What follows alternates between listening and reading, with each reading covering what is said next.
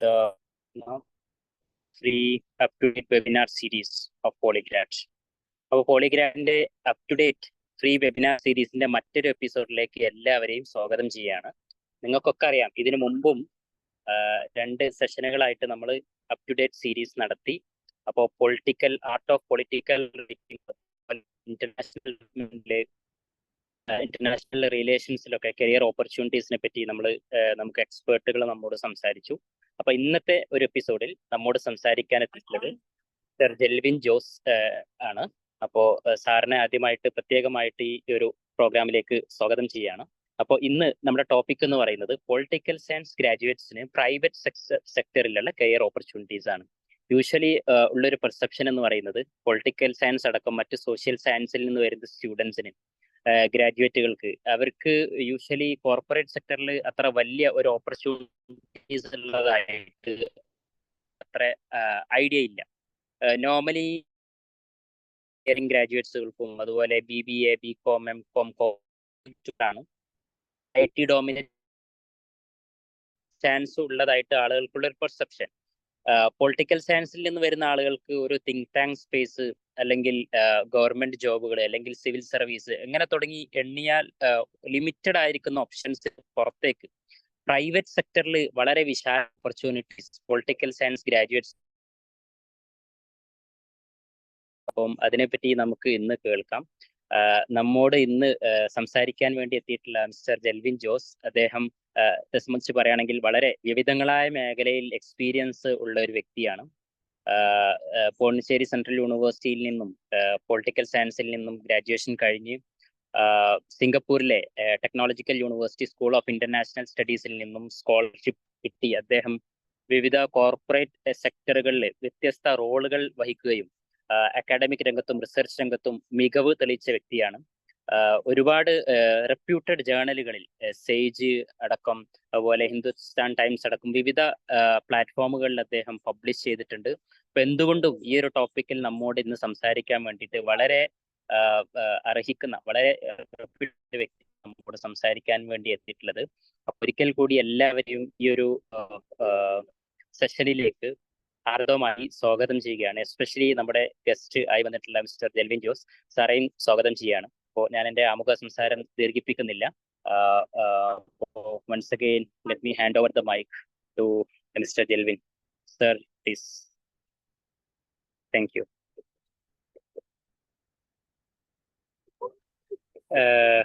ജെൽവിൻ sir ഇല്ലേ? Yes. Yeah, sure. Thank you. Hi Abdul, thanks for the kind introduction. I think everyone attending this session can understand Malayalam, right?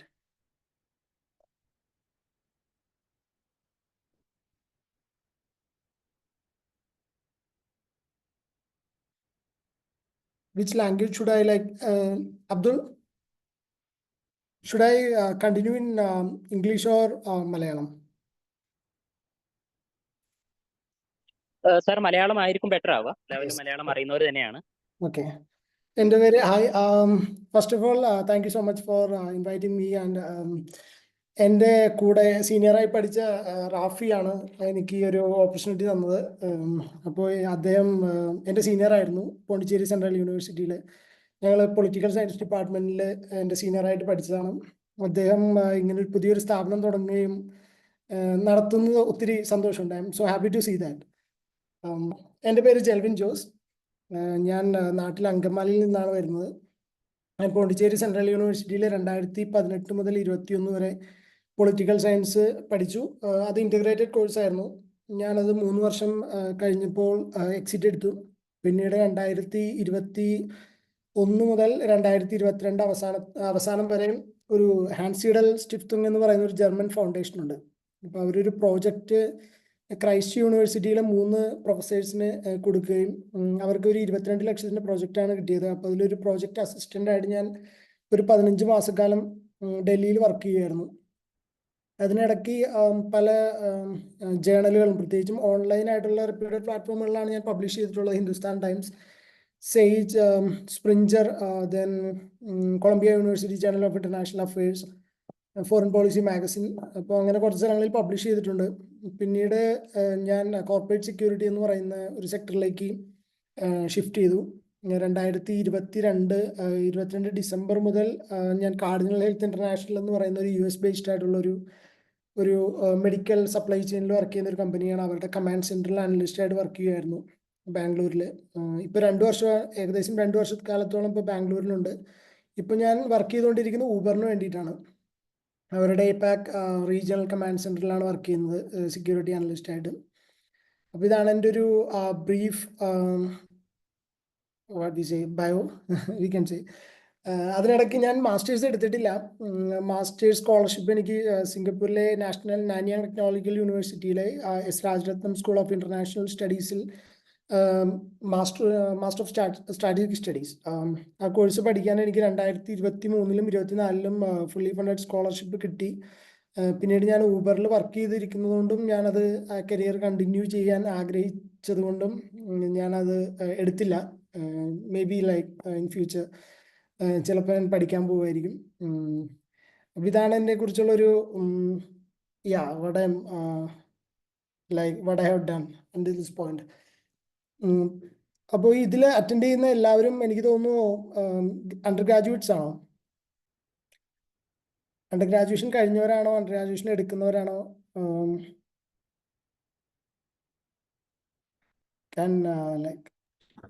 സാറേ actually ഇത് പബ്ലിക്കിന് open ആണ്. ഇപ്പം UG ചെയ്യുന്നവരും PG ചെയ്യുന്നവരൊക്കെ ഉണ്ടാവാം. അപ്പോൾ ഞാനിപ്പോൾ വർക്ക് ചെയ്യുന്ന ഇൻഡസ്ട്രിയെ കുറിച്ച് ആദ്യമായിട്ട് പറയാം. ഞാൻ വർക്ക് ചെയ്യുന്ന കോർപ്പറേറ്റ് സെക്യൂരിറ്റി എന്ന് പറയുന്ന ബ്രോഡായിട്ട് നമുക്ക് പറയാവുന്ന ഒരു ഇൻഡസ്ട്രിയാണ്. ഇതിൻ്റെ അവസരങ്ങളെ കുറിച്ച് പറയുവാണെങ്കിൽ സത്യത്തിൽ ഇന്ത്യയിൽ ഇപ്പോൾ ഒത്തിരി ഓപ്പർച്യൂണിറ്റീസ് ഇൻഡസ്ട്രിയിലുണ്ട്, ഒത്തിരി വേക്കൻസി ഉണ്ട്. നിലവിലെ സാഹചര്യത്തിൽ ക്വാളിഫൈഡ് ആയിട്ടുള്ള ഇൻഡിവിജ്വൽസിൻ്റെ വലിയ ഷോർട്ടേജും ഇവിടെ ഉണ്ട്. മെയിനായിട്ടും റിക്രൂട്ട്മെന്റ് ഇപ്പോൾ എന്താണ് സംഭവിക്കുന്നതെന്ന് വെച്ചാൽ ഈ ലോകത്തൊരു വലിയ MNCസിനാണ് കൂടുതലായിട്ടും അവരുടെ നോൺ IT റിലേറ്റഡ് ആയിട്ടുള്ള കമാൻഡ് സെന്റേഴ്സ് ഉള്ളത്. അതിൽ ആപ്പിൾ, ഗൂഗിൾ അങ്ങനെയുള്ള കമ്പനികളൊക്കെ ഉൾപ്പെടും. ഇപ്പോൾ എന്താണ് സംഭവിക്കുന്ന ഒരു ട്രെൻഡ് എന്ന് വെച്ചാൽ യൂറോപ്പിൽ നിന്നും അമേരിക്കയിൽ നിന്നൊക്കെ അവരുടെ കമാൻഡ് സെന്ററുകൾ ആദ്യം അമേരിക്കയിലും യൂറോപ്പിലൊക്കെയാണ് വർക്ക് ചെയ്തിരുന്നത്. ആ കമാൻഡ് സെന്ററുകളെല്ലാം ഇപ്പോൾ ഇന്ത്യയിലേക്ക് ഷിഫ്റ്റ് ചെയ്തുകൊണ്ടിരിക്കുകയാണ്. അപ്പോൾ അതിൻ്റെ ഭാഗമായിട്ട് ഇന്ത്യയിൽ ഒത്തിരി ഓപ്പണിങ്ങുകൾ നടക്കുന്നുണ്ട്. എന്നാൽ ഈ ഇൻഡസ്ട്രിയിൽ ഇപ്പോൾ നിലവിലെ സാഹചര്യത്തിൽ ക്വാളിഫൈഡ് ആയിട്ടുള്ള ഇൻഡിവിജ്വൽസിൻ്റെ ഒരു അവൈലബിലിറ്റി ഇല്ല. അപ്പോൾ ഒത്തിരി ഓപ്പർച്യൂണിറ്റീസ് ഉണ്ട്, അത്യാവശ്യം നല്ല രീതിയിലുള്ള പേ സ്കെയിലുണ്ട്. ഈ ഇൻഡസ്ട്രിയിൽ നിന്ന് നമുക്ക് വേറെ സ്ഥലങ്ങളിലേക്ക് സ്വിച്ച് ചെയ്യാൻ പറ്റും. അപ്പോൾ ഒത്തിരി ഓപ്പർച്യൂണിറ്റീസ് ഉള്ള ഒരു സെക്ടറാണിത്. പിന്നെ ഒരു കോർപ്പറേറ്റ് സെക്യൂരിറ്റി എന്ന് പറയുമ്പോൾ എനിക്ക് തോന്നുന്നു ഞാൻ റിസർച്ചറായിട്ട് കുറച്ച് നാൾ വർക്ക് ചെയ്തിരുന്നുണ്ട്. പെട്ടെന്ന് നമ്മളൊരു യുദ്ധം ഉണ്ടാകുമ്പോൾ അതെങ്ങനെ ഒരു കമ്പനിയെ ബാധിക്കും എന്നുള്ള ഒരു ആസ്പെക്റ്റിലാണ് എനിക്ക് തോന്നുന്നു കൂടുതൽ ആളുകൾ പെട്ടെന്നൊരു ഐഡിയ നമുക്ക് ഇതിനെക്കുറിച്ച് കിട്ടുന്നത്. പക്ഷെ അത് ഇന്റലിജൻസ് അനലിസ്റ്റ് എന്ന് പറയുന്ന ഒരു പ്രത്യേക റോളുണ്ട്. അത് കൂടുതലായിട്ട് ഇപ്പോൾ നമ്മളൊരു ചൈന ആക്രമിക്കുകയാണെങ്കിൽ അവിടെയാണ് ഏറ്റവും കൂടുതൽ supply chain, semi conductor supply chains ഉള്ളത് തായ്വാനിലാണ്. അതെങ്ങനെയാണ് സിസ്കോ അല്ലെങ്കിൽ അത് എല്ലാ ഇൻഡസ്ട്രിയിലും ഇന്നോവേറ്റബിൾ ആയിട്ടുള്ള ഒരു കോമ്പോണൻ്റാണ് ഈ സെമി കണ്ടക്ടർ എന്ന് പറയുന്നത്. അപ്പോൾ അതെങ്ങനെ കമ്പനികളെ ബാധിക്കും എന്നുള്ളതൊക്കെയാണ് അതിനെക്കുറിച്ച് റിപ്പോർട്ട് ഉണ്ടാക്കുക. അത് ഒരു ജിയോ പൊളിറ്റിക്കൽ പ്യുവർലി അനലിസ്റ്റ് ഇപ്പോൾ നിലവിൽ ലെബനനിൽ നടക്കുന്ന മിസൈൽ അറ്റാക്ക് അതെങ്ങനെ കമ്പനികളെ ബാധിക്കുന്നു എന്നുള്ളതാണ് ഒരു ജിയോ പൊളിറ്റിക്കൽ അനലിസ്റ്റിന്റെ പ്രൈമറി ആയിട്ടുള്ള ജോബ് എന്ന് പറയുമ്പോൾ അതിനെക്കുറിച്ച് റിപ്പോർട്ടുകൾ എഴുതുക. എന്നാൽ കൂടുതലായിട്ടുമുള്ള ഓപ്പർച്യൂണിറ്റി എന്ന് പറയുന്നത് കമാൻഡ് സെന്ററുകളിലെ അനലിസ്റ്റ് എന്നുള്ളതാണ്. അത് കംപ്ലീറ്റ്ലി ഒരു ഇന്റലിജൻസ് അനലിസ്റ്റ് എന്ന് പറയുന്ന ഒരു പെർസ്പെക്റ്റീവ് അല്ല. അപ്പം ഞാൻ അതിനെക്കുറിച്ച് കുറച്ച് ഇൻഡെപ്ത് ആയിട്ട് സംസാരിക്കാം. കാരണം ഇതിനു വേണ്ടി ജോലിക്ക് അപ്ലൈ ചെയ്യുമ്പോൾ ഈ ഒരു കുറച്ചുകൂടി ഇൻഡെപ്ത് ആയിട്ടുള്ള ഒരു അണ്ടർസ്റ്റാൻഡിങ് നിങ്ങൾ ആ ഇന്റർവ്യൂ ക്രാക്ക് ചെയ്യാനായിട്ട് ഹെൽപ്പ് ചെയ്യും. ഞാൻ ആദ്യമായിട്ടൊരു എക്സാമ്പിൾ പറയാം. ഇമാജിൻ ഇപ്പോൾ ഇതിൽ അറ്റൻഡ് ചെയ്യുന്ന മേ ബി ഒരു അമൃത ഒരു കഫേയിൽ ഇരിക്കുകയാണെന്ന് വിചാരിക്കാം. കോഫിയുടെ ഒരു കഫേയിൽ ഇരിക്കുന്നു, ഒരു ചായ കുടിച്ചുകൊണ്ടിരിക്കുകയാണ്. അപ്പം ഞാൻ കംപ്ലീറ്റ്ലി ഒരു സ്ട്രേഞ്ചറാണ്, എനിക്ക് അവിടെ വേറെ സീറ്റൊന്നും കിട്ടിയില്ല. അപ്പം ഞാൻ അമൃതയുടെ അടുത്ത് വന്നിട്ട് അവിടെ ഇരുന്നോട്ടെ എന്ന് ചോദിക്കുന്നു. അപ്പോൾ ഇരുന്നോളാൻ പറയുന്നു. അപ്പോൾ നമ്മൾ സംസാരിക്കുന്നത് എന്ത് ചെയ്യുന്നു. അപ്പോൾ ഞാൻ ഇങ്ങനെ പറയുന്നു, ഞാൻ എൻ്റെ പേര് ഇതാണ്, ഞാൻ ഇന്ന സ്ഥലത്ത് നിന്നാണ് വരുന്നത്, അങ്കമാലിയിൽ നിന്നാണ് വരുന്നത്, ബാംഗ്ലൂർ ജോലി ചെയ്യുന്നതെന്ന് പറയുന്നു. പിന്നീട് ഞാനിപ്പോൾ അമൃത ഒരു ഗൂഗിളിൻ്റെ ഒരു എഞ്ചിനീയർ ആണെന്ന് വിചാരിക്കാം. സംസാരിച്ച് വരുമ്പോൾ ഞാൻ ചോദിക്കുകയാണ് എന്താണ് ചെയ്യുന്നത്. അപ്പോൾ ഗൂഗിൾ എഞ്ചിനീയർ ആണെന്ന് പറയുമ്പോൾ പെട്ടെന്ന് തന്നെ എനിക്ക് ദേഷ്യം വന്നിട്ട് നീ ഗൂഗിളിലെ ജോലി നിർത്തിക്കോ അല്ലെങ്കിൽ ഞാൻ നിന്നെ കൊല്ലും എന്നൊരു സ്റ്റേറ്റ്മെന്റ് പറയുകയാണ്, ഭീഷണിപ്പെടുത്തുകയാണ്. അപ്പോൾ അമൃത് സ്വാഭാവികമായിട്ടും ചെയ്യുന്ന അമൃത് ചെന്നിട്ട് മാനേജറോട് പറയും, അവരുടെ റിപ്പോർട്ടിംഗ് മാനേജറോട് പറയും ഞാനിങ്ങനെ ഒരു കോഫി ഡേയിൽ ഒരു ചായ കുടിച്ചുകൊണ്ടിരിക്കും, ഇങ്ങനെ ഒരാളെ പരിചയപ്പെട്ടു, ഞാൻ ഗൂഗിളിലാണ് വർക്ക് ചെയ്യുന്നതെന്ന് പറഞ്ഞപ്പോൾ അവരെന്നെ കൊല്ലുമെന്ന് പറഞ്ഞു. അപ്പോൾ സ്വാഭാവികമായിട്ട് ഈ ഇമെയിൽ അവർ HR-ന് അയക്കും, HR ഡിപ്പാർട്ട്മെന്റിന് അയക്കും. മിക്കവാറും ഇത് വരുന്നത് ത്രെറ്റ് മാനേജ്മെന്റ് അല്ലെങ്കിൽ ഇതുപോലുള്ള ഒരു കമാൻഡ് സെന്ററിനായിരിക്കും ഈ ഇമെയിൽ വരുന്നത്. ഇങ്ങനെ ഒരു ഇൻസിഡന്റ് ഒരു എംപ്ലോയി ഫേസ് ചെയ്തത് ഞാൻ ബേസിക് ഒരു എക്സാമ്പിളാണ് പറയുന്നത്. അപ്പോൾ ഇത് ഞങ്ങൾക്ക് വന്നു കഴിയുമ്പോൾ അല്ലെങ്കിൽ ഞങ്ങളെ പോലുള്ള ഒരു കമാൻഡ് സെന്ററിന് വന്നു കഴിയുമ്പോൾ ഇതിനെ ത്രെറ്റ് മാനേജ്മെന്റ് എന്ന് പറയുന്നത്. ഈ കമ്പനിയിലെ ഒരു എംപ്ലോയിക്ക് നേരെ ഒരു വ്യക്തി ഒരു ത്രെറ്റ് ഇഷ്യൂ ചെയ്യുകയാണ്. അത് കമ്പനിയിൽ വർക്ക് ചെയ്യുന്നു എന്ന് പറയുന്നതുകൊണ്ടാണ് ആ ത്രെറ്റ് ഇഷ്യൂ ചെയ്തിരിക്കുന്നത്. അപ്പോൾ എൻ്റെ കുറച്ച് ഡീറ്റെയിൽസ് അറിയാം. എൻ്റെ പേര് ജെൽവിൻ ജോസ് എന്നാണ്. ഞാൻ അങ്കമാലിയിൽ നിന്നാണ് വരുന്നത്. ബാംഗ്ലൂരാണ് ഞാൻ താമസിക്കുന്നത്. അപ്പോൾ അത് വെച്ചിട്ട് ഒരു ഓപ്പൺ സോഴ്സ് ഇൻ്റലിജൻസ് എന്ന് പറയും, പബ്ലിക്കായ ഡൊമൈനിൽ അവൈലബിൾ ആയിട്ടുള്ള ഇൻഫർമേഷൻ വെച്ചിട്ട് ഒരാളെ കുറിച്ച്, ഇപ്പോൾ ലത്തീഫിനെ കുറിച്ച്, അബ്ദുൽ ലത്തീഫ് ആരാണെന്ന് എനിക്ക് അറിയണമെങ്കിൽ ഗൂഗിളിൽ നമ്മൾ സെർച്ച് ചെയ്യും, ഫേസ്ബുക്കിൽ സെർച്ച് ചെയ്യും, ട്വിറ്ററിൽ സെർച്ച് ചെയ്യും. അങ്ങനെ അല്ലെങ്കിൽ അതിന് സ്പെഷ്യലൈസ്ഡ് ആയിട്ടുള്ള ടൂൾസ് ഉണ്ടാകും. അപ്പോൾ ഞാൻ സെർച്ച് ചെയ്യും. എന്നിട്ട് എനിക്ക് മനസ്സിലാവും അബ്ദുൽ ലത്തീഫ് ഇന്ന ആളാണ്, ഇവിടെ പഠിച്ചു, ഇവിടെയാണ് വീട്, ഇതൊക്കെയാണ് ചെയ്യുന്നത്, അത് നമുക്ക് മനസ്സിലാവും. അതുപോലെ കുറച്ചൊരു ത്രെറ്റ് മാനേജ്മെന്റ് കണ്ടക്ട് ചെയ്യും. ഇതിൻ്റെ 2 ആസ്പെക്ട് ഉണ്ട്, ഇന്റന്റും ഉണ്ട്, കേപ്പബിലിറ്റി ഉണ്ട്. ഞാൻ ജസ്റ്റ് ഒരു ത്രെറ്റ് ഇഷ്യൂ ചെയ്തു, ഇപ്പം എനിക്ക് ഞാൻ ചിലപ്പോൾ മദ്യപിച്ചിട്ട് പറയുന്നതായിരിക്കാം, അതിനെന്തെങ്കിലും ഒരു അടിസ്ഥാനം ഉണ്ടോ എന്ന് അറിയണമല്ലോ. അതിന് ഇന്റന്റും ഉണ്ട്, കേപ്പബിലിറ്റി ഉണ്ട്. അപ്പം ഞാനൊരു അമൃത ഞാനൊരു ത്രെറ്റ് കണ്ടക്ട് ചെയ്ത സമയത്ത് എന്നെ കുറിച്ച് പ്രത്യേകിച്ച് ഇൻഫർമേഷൻ ഒന്നുമില്ല, ഞാനൊരു ഊബറിൽ വർക്ക് ചെയ്യുന്ന ഒരാളാണെന്ന് കണ്ടെത്തുവാണെങ്കിൽ എൻ്റെ ത്രെറ്റ് ഇന്റന്റും ഇല്ല, കേപ്പബിലിറ്റിയും ഇല്ല, എനിക്ക് പ്രത്യേകിച്ച് അതിനൊരു കാരണമില്ല, എനിക്ക് അങ്ങനെ ഒരാളെ കൊല്ലാനുള്ള ഒരു കേപ്പബിലിറ്റിയും ഇല്ല. അപ്പൊ ആ ത്രെട്ട് വളരെ ചെറുതാണ്. പക്ഷേ സപ്പോസ് എന്നെ കുറിച്ച് അന്വേഷിക്കുമ്പോൾ മനസ്സിലാവുകയാണ് ഞാനൊരു മയക്കുമരുന്ന് റാക്കറ്റിന്റെ ഭാഗമാണ്, ഞാൻ കുറെ കാലം ജയിലിലായിരുന്നു, അല്ലെങ്കിൽ കുറെ ക്രൈമുകളിൽ ഇൻവോൾവ് ആയിട്ടുള്ള ആളാണെന്ന് വിചാരിക്കാം. അപ്പൊ കേപ്പബിലിറ്റി കൂടി. അതേസമയം എനിക്ക് ഇപ്പൊ ഞാൻ ഗൂഗിളിലാണ് അമൃത വർക്ക് ചെയ്യുന്നതെന്ന് പറഞ്ഞു, ഗൂഗിളിൽ നിന്ന് തന്നെ ഫയർ ചെയ്ത ഒരു വ്യക്തിയാണ്. അപ്പൊ എനിക്ക് ഗൂഗിളിനോട് വിരോധമുണ്ട് ഓൾറെഡി. അപ്പൊ ആ ഇന്റന്റും കൂടി. അപ്പൊ ആ ത്രെട്ട് കുറച്ചുകൂടി സീരിയസ് ആയി. അപ്പൊ ഇത് ത്രെറ്റ് മാനേജ്മെന്റ് എന്ന് പറയുന്ന ഈ ഇൻഡസ്ട്രിയുടെ ഭാഗമായിട്ട് വരുന്ന ഒരു വെർട്ടിക്കലാണ്. ഓപ്പൺ സോഴ്സ് ഇന്റലിജൻസിൽ ഒരാളെ കുറിച്ച് മോണിറ്റർ ചെയ്യുക, കമ്പനിയെ ബാധിക്കുന്ന എന്തെങ്കിലും ഒരു ത്രെറ്റ് ഉണ്ടെങ്കിൽ. ഇതൊരു പർട്ടിക്കുലർ ഡൊമൈനാണ്. നെറ്റ്ഫ്ലിക്സ് അല്ലെങ്കിൽ യൂട്യൂബ്, ആമസോൺ, ഇതെല്ലാ കമ്പനികൾക്കും ഉണ്ട്, ഗൂഗിൾ. ഇതൊരു വെർട്ടിക്കലാണ്. അല്ലെങ്കിൽ രണ്ടാമത്തെ ഒരു ഇമ്പോർട്ടൻ്റ് ആയിട്ടുള്ളൊരു ആസ്പെക്ട് എന്ന് പറയുന്നത്, നിങ്ങൾ ഒരു കോർപ്പറേറ്റ് കമ്പനിയിൽ ചെന്നിട്ടുണ്ടെങ്കിൽ മനസ്സിലാവും, കംപ്ലീറ്റ്ലി സെൻസേഴ്സ് ആണ് അവിടെ വർക്ക് ചെയ്യുന്നത്. ഒരു ഡോറ് ഞാൻ ഒരു 10 സെക്കൻഡ് ഓപ്പൺ ചെയ്ത് പിടിക്കുവാണെങ്കിൽ ഒരു അലാം ട്രിഗർ ആവും, ഡോർ ഹെൽഡ് ഓപ്പൺ. ഞാൻ ആവശ്യത്തിൽ കൂടുതൽ ആ ഡോർ തുറന്നു പിടിച്ചിട്ടുണ്ട്. പിന്നെ ഒരു ഡോർ ഞാൻ കാർഡില്ലാതെ തുറക്കാൻ ശ്രമിച്ചു കഴിഞ്ഞാൽ, അവിടെ തുറന്നു കഴിഞ്ഞാൽ അതിനൊരു അലാം അപ്പം തന്നെ ട്രിഗർ ആവും, ഡോർ ഫോഴ്സ്ഡ് ഓപ്പൺ എന്ന് പറയുന്നത്.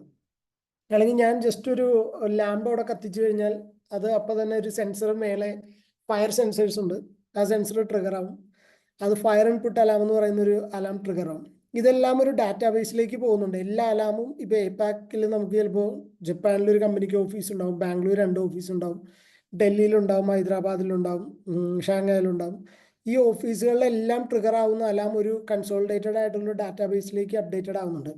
ഇത് 24/7 ആളുകൾ മോണിറ്ററും ചെയ്യുന്നുണ്ട്, ഈ ആക്ച്വൽ തീപിടുത്തം ഉണ്ടാകുന്നുണ്ടോ അല്ലെങ്കിൽ ആരെങ്കിലും ഓഫീസിലേക്ക് കടക്കുന്നുണ്ടോ എന്നൊക്കെ അറിയാൻ വേണ്ടി. അപ്പൊ അങ്ങനെ ഏതെങ്കിലും ഒരു അലാം ട്രിഗർ ആകുന്നുണ്ട് എങ്കിൽ ആ അലാം ജസ്റ്റ് CCTV ചെക്ക് ചെയ്യുക, അവിടെ എന്താണ് സംഭവിക്കുന്നതെന്ന് മനസ്സിലാക്കുക. മിക്ക 99 ചിലപ്പോൾ ഒരു 5% കേസുകളിലും പ്രത്യേകിച്ചൊന്നും സംഭവിക്കില്ല, ഫാൾസ് അലാംസ് ആയിരിക്കും ട്രിഗർ ആവുന്നത്. അപ്പൊ ഇതാണ് ഇതിന്റെ വേറൊരു ആസ്പെക്ട് എന്ന് പറയുന്നത്. അല്ലെങ്കിൽ മൂന്നാമത്തെ ഒരു ആസ്പെക്ട് ആണ് നമുക്ക് ഏറ്റവും ചിലപ്പോൾ പോപ്പുലർ ആയിട്ടുള്ള ഒരു റിപ്പോർട്ട് റൈറ്റ് ചെയ്യുക. ഇപ്പോൾ ഊബറിന്റെ ചിലപ്പോൾ ഇന്ത്യയിൽ വരുന്ന പോളിസി റെഗുലേഷൻസ് ഊബറിനെ എങ്ങനെ ബാധിക്കുന്നു, അല്ലെങ്കിൽ IT സെക്ടറിലേക്ക് സെൻട്രൽ ഗവൺമെന്റ് ഇംപ്ലിമെന്റ് ചെയ്യുന്ന പുതിയ റെഗുലേഷൻസ് എങ്ങനെയാണ് ഗൂഗിളിനെ ഇമ്പാക്ട് ചെയ്യുന്നത്, അതിനെക്കുറിച്ച് റിപ്പോർട്ടുകൾ ഉണ്ടാക്കുക, അത് സീനിയർ ലീഡർഷിപ്പിനും ബിസിനസ്സിനും കൊടുക്കുക. അത് ഇതിന്റെ ഒരു മൂന്നാമത്തെ ഒരു ആസ്പെക്ട് ആണ്. അതാണ് കുറച്ചുകൂടെ ഏറ്റവും പോപ്പുലർ ആയിട്ടുള്ളൊരു ആസ്പെക്ട് എന്ന് തോന്നുന്നു ഈ ജോലിയുടെ. നാലാമത്തെ ഒരു ഡൊമൈൻ എന്ന് പറയുന്നത് ട്രാവൽ സെക്യൂരിറ്റിയാണ്. ഇപ്പോൾ അതിൻ്റെ ഒരു ബേസിക് ആയിട്ടൊരു ഐഡിയ എന്ന് പറയുമ്പോൾ, അത് US ഒരു നിയമത്തിന്റെ അടിസ്ഥാനത്തിലാണ് അത് വർക്ക് ചെയ്യുന്നത്. കൂടുതലായിട്ടും ഡ്യൂട്ടി ഓഫ് കെയർ എന്നാണ് നിയമത്തിന്റെ പേര്. ഇപ്പൊ ഞാനൊരു സിമ്പിൾ ആയിട്ടൊരു എക്സാമ്പിൾ പറയാം. വൺസ് എനിക്ക് തോന്നുന്നു ഒരു അംബാസിഡർ ആണെന്ന് തോന്നുന്നു, ഒരു ഫ്രഞ്ച് അംബാസിഡർ ഒരു തായ്വാനിലേക്ക് പോയി. തായ്വാനിലേക്ക് പോയി ഒരു സൺഡേ അദ്ദേഹം ഒരു ബ്രോതലിൽ പോയി. അത് ഒഫീഷ്യലായിട്ട് യാതൊരു ബന്ധവുമില്ല. പക്ഷെ അതിനിടയ്ക്ക് അവിടെ വെച്ച് കൊല്ലപ്പെടുകയും മരണപ്പെടുകയും, അങ്ങനെ കോർട്ടിൽ ചെന്ന് കഴിഞ്ഞപ്പോൾ കോർട്ട് ഓർഡർ ചെയ്തത് ഇയാൾക്ക് കോമ്പൻസേഷൻ കൊടുക്കണം. കാരണം ഇയാൾ തായ്വാനിൽ എത്തിയത് ഗവൺമെന്റിന്റെ ഭാഗമായിട്ടാണ്. അതുകൊണ്ട് ഇയാൾക്ക് കോമ്പൻസേഷൻ കൊടുക്കാൻ ഗവൺമെന്റ് ബാധ്യസ്ഥമാണെന്നാണ് ഓർഡർ വന്നത്. അതാണ് ഈ ഡ്യൂട്ടി ഓഫ് കെയർ എന്ന് പറയുന്നത്.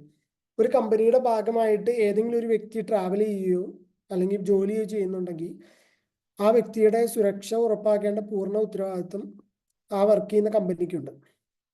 അതാണ് ഡ്യൂട്ടി ഓഫ് കെയർ അല്ലെങ്കിൽ ട്രാവൽ സെക്യൂരിറ്റിയുടെ ഒരു ബേസ് എന്ന് പറയുന്നത്. അപ്പോൾ ഫോർ ഇൻസ്റ്റൻസ് ഓരോ രാജ്യങ്ങൾക്കും ഓരോ കാറ്റഗറൈസേഷൻ ഉണ്ട്. ചില രാജ്യങ്ങൾ L1 എന്ന് പറയുന്ന ഒരു കാറ്റഗറി ആയിരിക്കാം, ലോ റിസ്ക്, പിന്നെ ഒരു മീഡിയം റിസ്ക് ഉണ്ടാവും. ഇന്ത്യ എനിക്ക് തോന്നുന്നു മീഡിയം റിസ്കിലോ എക്സ്ട്രീം റിസ്കിലാണ് വരുന്നത്. പിന്നെ എക്സ്ട്രീം റിസ്ക് ഉണ്ട്, ലെബനൻ, സിറിയ അല്ലെങ്കിൽ ഇസ്രായേൽ അങ്ങനെയുള്ള രാജ്യങ്ങളൊക്കെ എക്സ്ട്രീം റിസ്കിലാണ്. ഇതിലൊരു ഇൻട്രസ്റ്റിംഗ് ആയിട്ടുള്ള ഒരു കാര്യം, ചൈന ഇതിൽ പലപ്പോഴും ഈ കാറ്റഗറൈസേഷനിലെ L4 വരുന്നത്. അതിന്റെ കാരണം അവിടുത്തെ ഡാറ്റ സെക്യൂരിറ്റി നിയമങ്ങൾ കുറെ കൂടെ സ്ട്രിക്റ്റ് ആണ്. അവിടെ ലാപ്ടോപ്പ് സീസ് ചെയ്യും, അവരുടെ ഡാറ്റ നഷ്ടപ്പെടാനുള്ള സാധ്യതയുണ്ട്. അതുകൊണ്ടാണ് L4 കാറ്റഗറിയിൽ ചൈന വരുന്നത്. അപ്പോൾ ഈ രാജ്യങ്ങൾക്കെല്ലാം ഓരോ കാറ്റഗറൈസേഷൻ ഉണ്ട്. ഓരോ രാജ്യങ്ങളിലേക്കും അവരുടെ സ്റ്റാഫ് ട്രാവൽ ചെയ്യുന്ന സമയത്ത് അവർക്ക് ഓരോ ഫോം ഫില്ല് ചെയ്യണം. ആ രാജ്യങ്ങളിൽ അവിടെ എത്തുമ്പോൾ ഒരു കംപ്ലീറ്റ് റെസ്പോൺസിബിലിറ്റി ആ കമ്പനിക്കുണ്ട്. ചിലപ്പോൾ ഒരു ടെററിസ്റ്റ് അറ്റാക്ക് നടക്കുകയാണെങ്കിൽ അവിടെ നിന്ന് ആളുകളെ ഇവാക്യുവേറ്റ് ചെയ്യും റിയൽ ടൈം. അതിന് വേറെ കമ്പനികൾ MNCസുമായിട്ട് ടൈപ്പിലുണ്ടാവും. കമാൻഡ് സെന്റേഴ്സ് ഇതൊന്നും നേരിട്ട് ഓപ്പറേറ്റ് ചെയ്യുന്നില്ല, ജസ്റ്റ് ഇതിന് കോർഡിനേറ്റ് ചെയ്യുന്നേ ഉള്ളൂ. ഈ അടുത്ത് ഉണ്ടായ സംഭവം എന്ന് പറയുന്നത്, ഞങ്ങളുടെ കുറച്ച് ഊബറിന്റെ സ്റ്റാഫ് കുറച്ച് പേര് ശ്രീലങ്കയിലുണ്ടായിരുന്നു. അവിടെ ഒരു കർഫ്യൂ പെട്ടെന്ന് അനൗൺസ് ചെയ്തു ഇലക്ഷന് മുമ്പായിട്ട്. അപ്പോൾ അത് പെട്ടെന്ന് ട്രാവലേഴ്സിന് ഇമ്പാക്ട് ചെയ്യുമെന്നുള്ളൊരു കൺസേൺ ഉണ്ടായിരുന്നു. അത് പിന്നീട് ഓപ്പൺ സോഴ്സിൽ ഞങ്ങൾ ചെക്ക് ചെയ്ത് എന്താണ് അവിടുത്തെ കർഫ്യൂവിന്റെ റിലാക്സേഷൻസ്. അപ്പോൾ മനസ്സിലായി എയർപോർട്ടിലോട്ട് ട്രാവൽ ചെയ്യുന്നവർക്കും എയർപോർട്ടിൽ നിന്ന് ട്രാവൽ ചെയ്യുന്നവർക്കും കർഫ്യൂ ബാധകമല്ല. ട്രാവൽ ചെയ്യുമ്പോൾ ഒരു ടിക്കറ്റ്, എയർപോർട്ട് ടിക്കറ്റ്, എയർ ടിക്കറ്റും ട്രാവൽ ഡീറ്റെയിൽസും ഉണ്ടായിരുന്നാൽ മതി. അതുകൊണ്ട് അത് ബാധിച്ചില്ല. അപ്പം അങ്ങനെ ഒരു സിറ്റുവേഷൻ ആക്ച്വലി സംഭവിച്ച സമയത്ത് നമ്മൾ അവിടെയുള്ള ആളുകളുമായിട്ട് കോർഡിനേറ്റ് ചെയ്യുകയും ആ ഇൻഫർമേഷൻ ശരിയാണെന്ന് വെരിഫൈ ചെയ്യുകയും ചെയ്തു. അപ്പോൾ ഇതൊക്കെയാണ് ബേസിക്കലി നടക്കുന്ന ഒരു ക്രൈസിസ് മാനേജ്മെന്റ് ആണ് ഒരു കമാൻഡ് സെന്റർ എന്ന് പറയുമ്പോൾ. അപ്പോൾ ഈ പറയുന്ന ആസ്പെക്റ്റുകളെല്ലാം ഇതിൻ്റെ ഒരു ഭാഗമായിട്ട് വരുന്നതാണ്. ഇതെല്ലാമാണ് ഒരു ഡേ ടു ഡേ ബേസിസിൽ ഒരു കമാൻഡ് സെന്ററിൽ സംഭവിക്കുന്നത്. പിന്നെ മെയിനായിട്ടും ഇത് സംഭവിക്കുന്ന ഭാഗമായിട്ടുള്ളൊരു ആക്ടിവിറ്റി എന്ന് പറയുന്നത് മോണിറ്ററിംഗ് ആണ്. മോണിറ്ററിംഗ് എന്ന് പറയുമ്പോൾ അതിനൊരു AI സോഫ്റ്റ്വെയർ ഉണ്ട്. ഇപ്പോൾ I'll ask somebody here. ഇപ്പോൾ Haridev, yeah, you're attending? Haridev, are you there?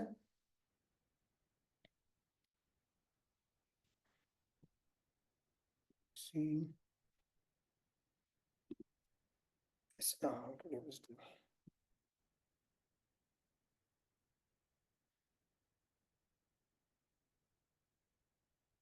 Haridev എവിടെ നിന്നാണ് വരുന്നത് നാട്ടില്?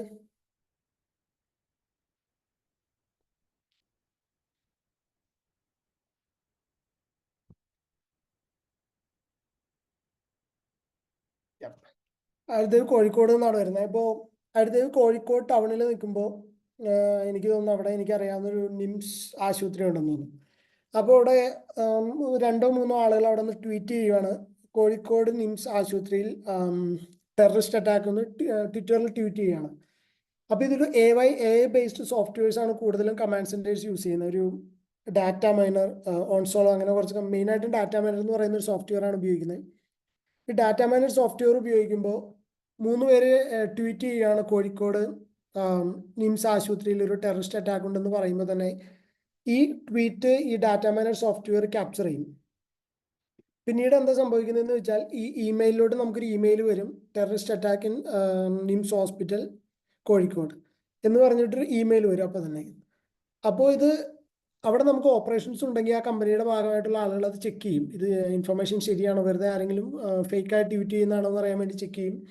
അങ്ങനെ ആക്ച്വലി ഒരു ഇൻസിഡന്റ് അവിടെ നടക്കുന്നുണ്ട് എങ്കിൽ അതിന് ഈ ഞാൻ നേരത്തെ പറഞ്ഞ ട്രാവൽ സെക്യൂരിറ്റി പോലുള്ള ആസ്പെക്ട് കവർ ചെയ്യും. കാരണം നമ്മുടെ ട്രാവലേഴ്സ് ആരെങ്കിലും കോഴിക്കോട് നിലവിലുണ്ടോ, അങ്ങനെയുള്ള പല ആസ്പെക്റ്റും അവിടെ ചെക്ക് ചെയ്യും.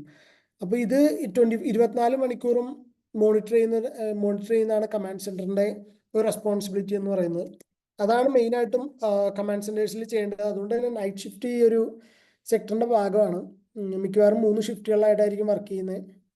രാവിലെ, പിന്നെ ഉച്ചയ്ക്ക് ഒരു 1 മണി അല്ലെങ്കിൽ 2 മണി ടു ഒരു 10 മണി വരെ, രാവിലെ ഒരു 6 മണി മുതൽ 2 മണി വരെ, പിന്നെ ഒരു 10 മണി, രാത്രി 10 മണി ടു രാവിലെ 6 മണി വരെ. അപ്പോൾ 3 ഷിഫ്റ്റുകളായിട്ടായിരിക്കും ഇത് വർക്ക് ചെയ്യുന്നത്. അത് ഇൻഡസ്ട്രിയുടെ ഒരു ഭാഗമാണ്. നമ്മളൊരു അടുത്തൊരു സീനിയർ അനലിസ്റ്റ് അല്ലെങ്കിൽ മാനേജർ പൊസിഷനിലേക്ക് മാറുന്നത് വരെ നമ്മൾ നൈറ്റ് ഷിഫ്റ്റുകൾ ചെയ്യേണ്ടി വരും. ഇതാണ് ഞാനിപ്പോൾ വർക്ക് ചെയ്യുന്ന ഒരു കോർപ്പറേറ്റ് സെക്യൂരിറ്റി എന്ന് പറയുന്ന ഒരു സെക്ടറിന്റെ ഒരു ബ്രീഫ് ഓവർവ്യൂ എന്ന് പറയുന്നത്. ഇനി ഏതെങ്കിലും ഇതിലെന്തെങ്കിലും ഡൗട്ട് ഉണ്ടോ ആർക്കെങ്കിലും? കൂടുതലായിട്ട് അറിയേണ്ട എന്തെങ്കിലും?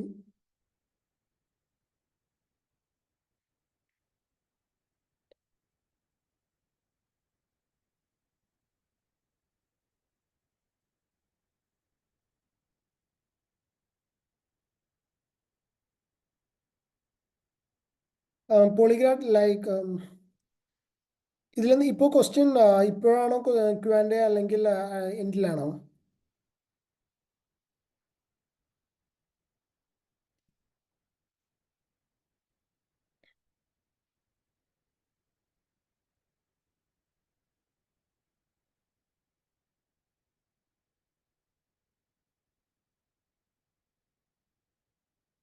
സർ ലാസ്റ്റിലേക്കാണ് Q&A വരുന്നത്. താങ്ക്സ്. ഇനി പിന്നെ മെയിനായിട്ടും ഈ ഇൻഡസ്ട്രിയിൽ വരുന്ന ഒരു opportunity political science, after political science or international relations. അത് സ്പെസിഫിക് ആയിട്ട് പൊളിറ്റിക്കൽ സയൻസ് ഗ്രാജുവേറ്റ്സിനുള്ള ഒരു ഓപ്പർച്യൂണിറ്റി അല്ല. പബ്ലിക് പോളിസി എന്ന് പറയുന്ന ഒരു ഇൻഡസ്ട്രിയും നമുക്ക് അപ്ലൈ ചെയ്യാവുന്നതാണ്.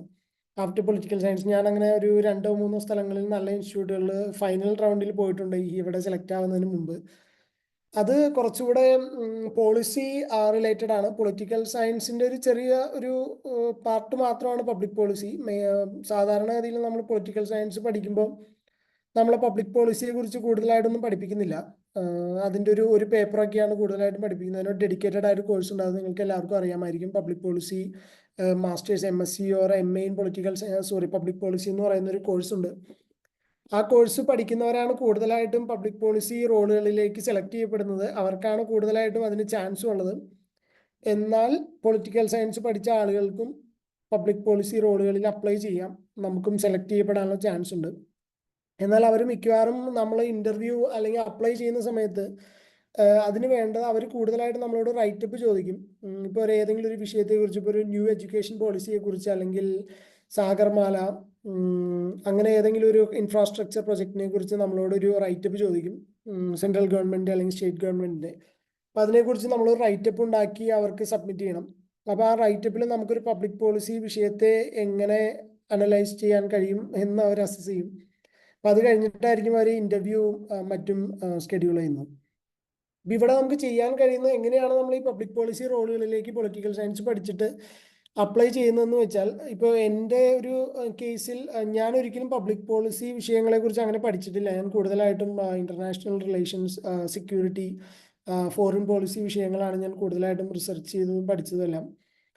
പക്ഷെ നമുക്ക് ഇപ്പോൾ ഒരു യുക്രൈൻ റഷ്യ യുദ്ധത്തെക്കുറിച്ച് പഠിക്കുന്ന ഒരു വ്യക്തിക്ക് തീർച്ചയായിട്ടും അതിനെക്കുറിച്ച് ഒരു ആർട്ടിക്കിൾ എഴുതാനും കഴിയുന്ന ഒരാൾക്ക് തീർച്ചയായിട്ടും ന്യൂ എഡ്യൂക്കേഷൻ പോളിസിയെ കുറിച്ച് വായിച്ച് പഠിച്ച് ഒരു ആർട്ടിക്കിൾ എഴുതാൻ കഴിയും. അപ്പം അതുകൊണ്ടാണ് ആ ഒരു സ്കില്ലാണ് നമ്മൾ അവിടെ അപ്ലൈ ചെയ്യുന്നത്. ബേസിക്കലി ഇത് നമ്മളൊരു വിഷയത്തെക്കുറിച്ച് വായിക്കുന്നു, പഠിക്കുന്നു, അതിനെ നമ്മളൊരു അസസ്മെന്റ് ഉണ്ടാക്കുന്നു, നമ്മൾ അതിനെ എഴുതുന്നു. അപ്പം ഈ സ്കിൽസ് എല്ലാം കോമൺ ആയതുകൊണ്ട് തന്നെ നമുക്ക് ഒരു പൊളിറ്റിക്കൽ സയൻസ് പഠിച്ച ഒരു വ്യക്തിക്ക് തീർച്ചയായിട്ടും പബ്ലിക് പോളിസി റോളുകളിലും അപ്ലൈ ചെയ്യാം.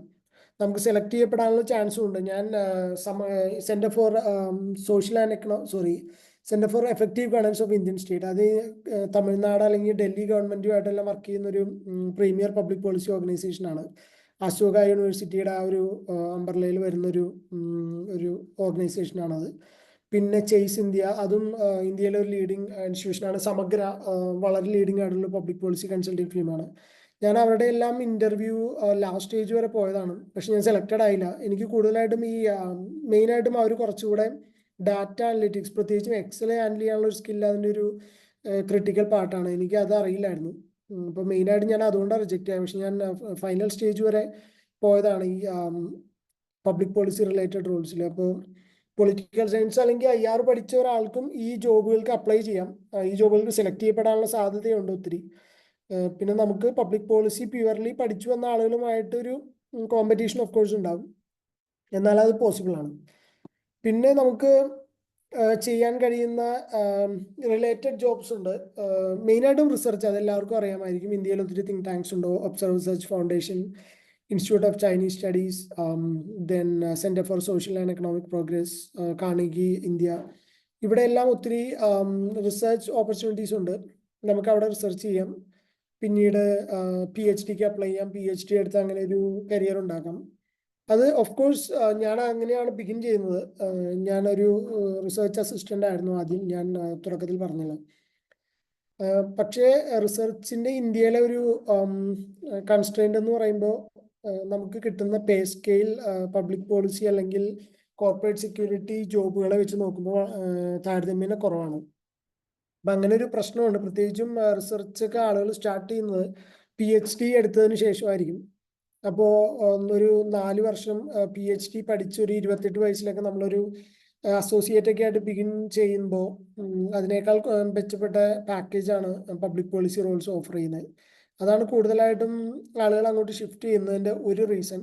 പിന്നെ പലർക്കും കംപ്ലീറ്റ്ലി ഒരു റിസർച്ച് ചെയ്യുന്നതിനേക്കാൾ കുറച്ചുകൂടെ ഒരു എൻഗേജിങ് ആയ ഒരു എൻവയൺമെന്റിൽ മറ്റു കാര്യങ്ങൾ ചെയ്യാൻ താല്പര്യമുള്ളവരുണ്ട്. അപ്പോൾ അതുകൊണ്ടുകൂടെയാണ് കോർപ്പറേറ്റ് സെക്യൂരിറ്റിയിലേക്ക് ആളുകൾ ഷിഫ്റ്റ് ചെയ്യുന്നത്, അല്ലെങ്കിൽ പബ്ലിക് പോളിസി സിമിലർ മാനേജ്മെന്റ് റോൾസിലേക്കൊക്കെ. ഇന്ത്യയിൽ എന്നാൽ വിദേശ രാജ്യങ്ങളിൽ പോയി റിസർച്ച് ചെയ്യുന്നത് ഒരു നല്ല ഐഡിയ ആണ്. പ്രത്യേകിച്ചും സ്കാൻഡിനേവിയൻ രാജ്യങ്ങളിലൊക്കെ ചെല്ലുവാണെങ്കിൽ PhD ഒരു ജോബായിട്ടാണ് അവിടെ കൺസിഡർ ചെയ്യുന്നത്. അല്ലെങ്കിൽ നമുക്കിപ്പോൾ ജർമ്മനിയിൽ ചെല്ലുവാണെങ്കിൽ ജർമ്മനിയിൽ നമ്മൾ അവിടെ ജോയിൻ ചെയ്യുമ്പോൾ തന്നെ നമുക്ക് അവിടെ അണ്ടർ ഗ്രാജുവേറ്റ്സ് ആയിട്ടുള്ള ആളുകളെ പഠിപ്പിക്കുന്ന ഒരു ജോബ് കൂടെ അതിൻ്റെ കൂടെ അസൈൻ ചെയ്തിട്ടുണ്ടാവും.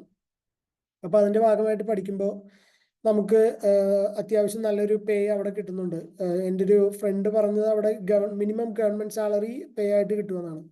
അപ്പോൾ അത് ഒരു നല്ല എമൗണ്ട് ആണ്. പ്രത്യേകിച്ച് നമ്മൾ ഇന്ത്യയിലോട്ട് ഇപ്പോൾ നമ്മുടെ ഫാമിലിയൊക്കെ സപ്പോർട്ട് ചെയ്യാനുണ്ടെങ്കിൽ നമ്മൾ അവിടെ വർക്ക് ചെയ്യും. അവിടെ നിന്നൊരു ഈവൻ ഒരു 400 യൂറോ എന്നൊക്കെ പറയുമ്പോൾ തന്നെ ഇന്ത്യയിൽ എനിക്ക് തോന്നുന്നൊരു 38,000 സംതിങ് 40,000 രൂപ അതിനൊക്കെ അടുത്ത് വരും. അപ്പോൾ അത് നമുക്ക് ഫാമിലിയെ സപ്പോർട്ട് ചെയ്യാൻ പറ്റും. അതിൻ്റെ ഒരു വലിയ ആസ്പെക്റ്റ് ആണ് വിദേശത്ത് ചെയ്യുമ്പോൾ. പിന്നെ PhD ചെയ്യുന്ന ആളുകളോട് ഞാൻ PhDക്ക് PG ഇല്ലാതെ അപ്ലൈ ചെയ്തിരുന്നു. അത് കുറച്ച് പോസിറ്റീവായിരുന്നു. ഞാൻ പിന്നീട് കോർപ്പറേറ്റ് സെക്യൂരിറ്റിയിലേക്ക് ഷിഫ്റ്റ് ചെയ്തതാണ്. ഞാൻ റിസർച്ച് ചിലപ്പോൾ ചെയ്തേക്കും. എൻ്റെ ഒരു ഒപ്പീനിയൻ എന്ന് പറയുന്നത് ഇന്ത്യയിൽ PhD എടുക്കുന്നതിനേക്കാൾ ഒത്തിരി ബെനിഫിഷ്യലാണ് ഫോറിൻ യൂണിവേഴ്സിറ്റികളിൽ പോയി PhD ചെയ്യുന്നത്.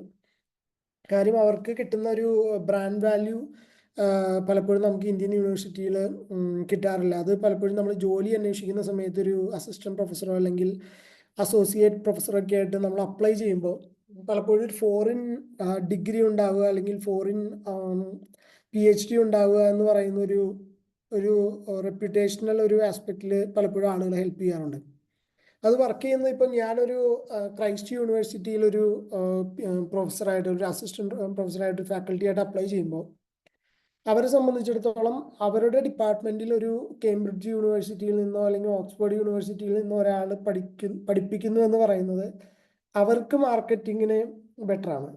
അവിടെ സ്റ്റുഡൻസിനെ അട്രാക്ട് ചെയ്യാനും അവരുടെ ഒരു റെപ്യൂട്ടേഷന് അത് ഒത്തിരി ബെനിഫിഷ്യൽ ആയതുകൊണ്ട് തന്നെ പലപ്പോഴും യൂണിവേഴ്സിറ്റികൾ ഫോറിൻ ഗ്രാജുവേഷനുള്ള ആളുകളെ പ്രിഫർ ചെയ്യാറുണ്ട്.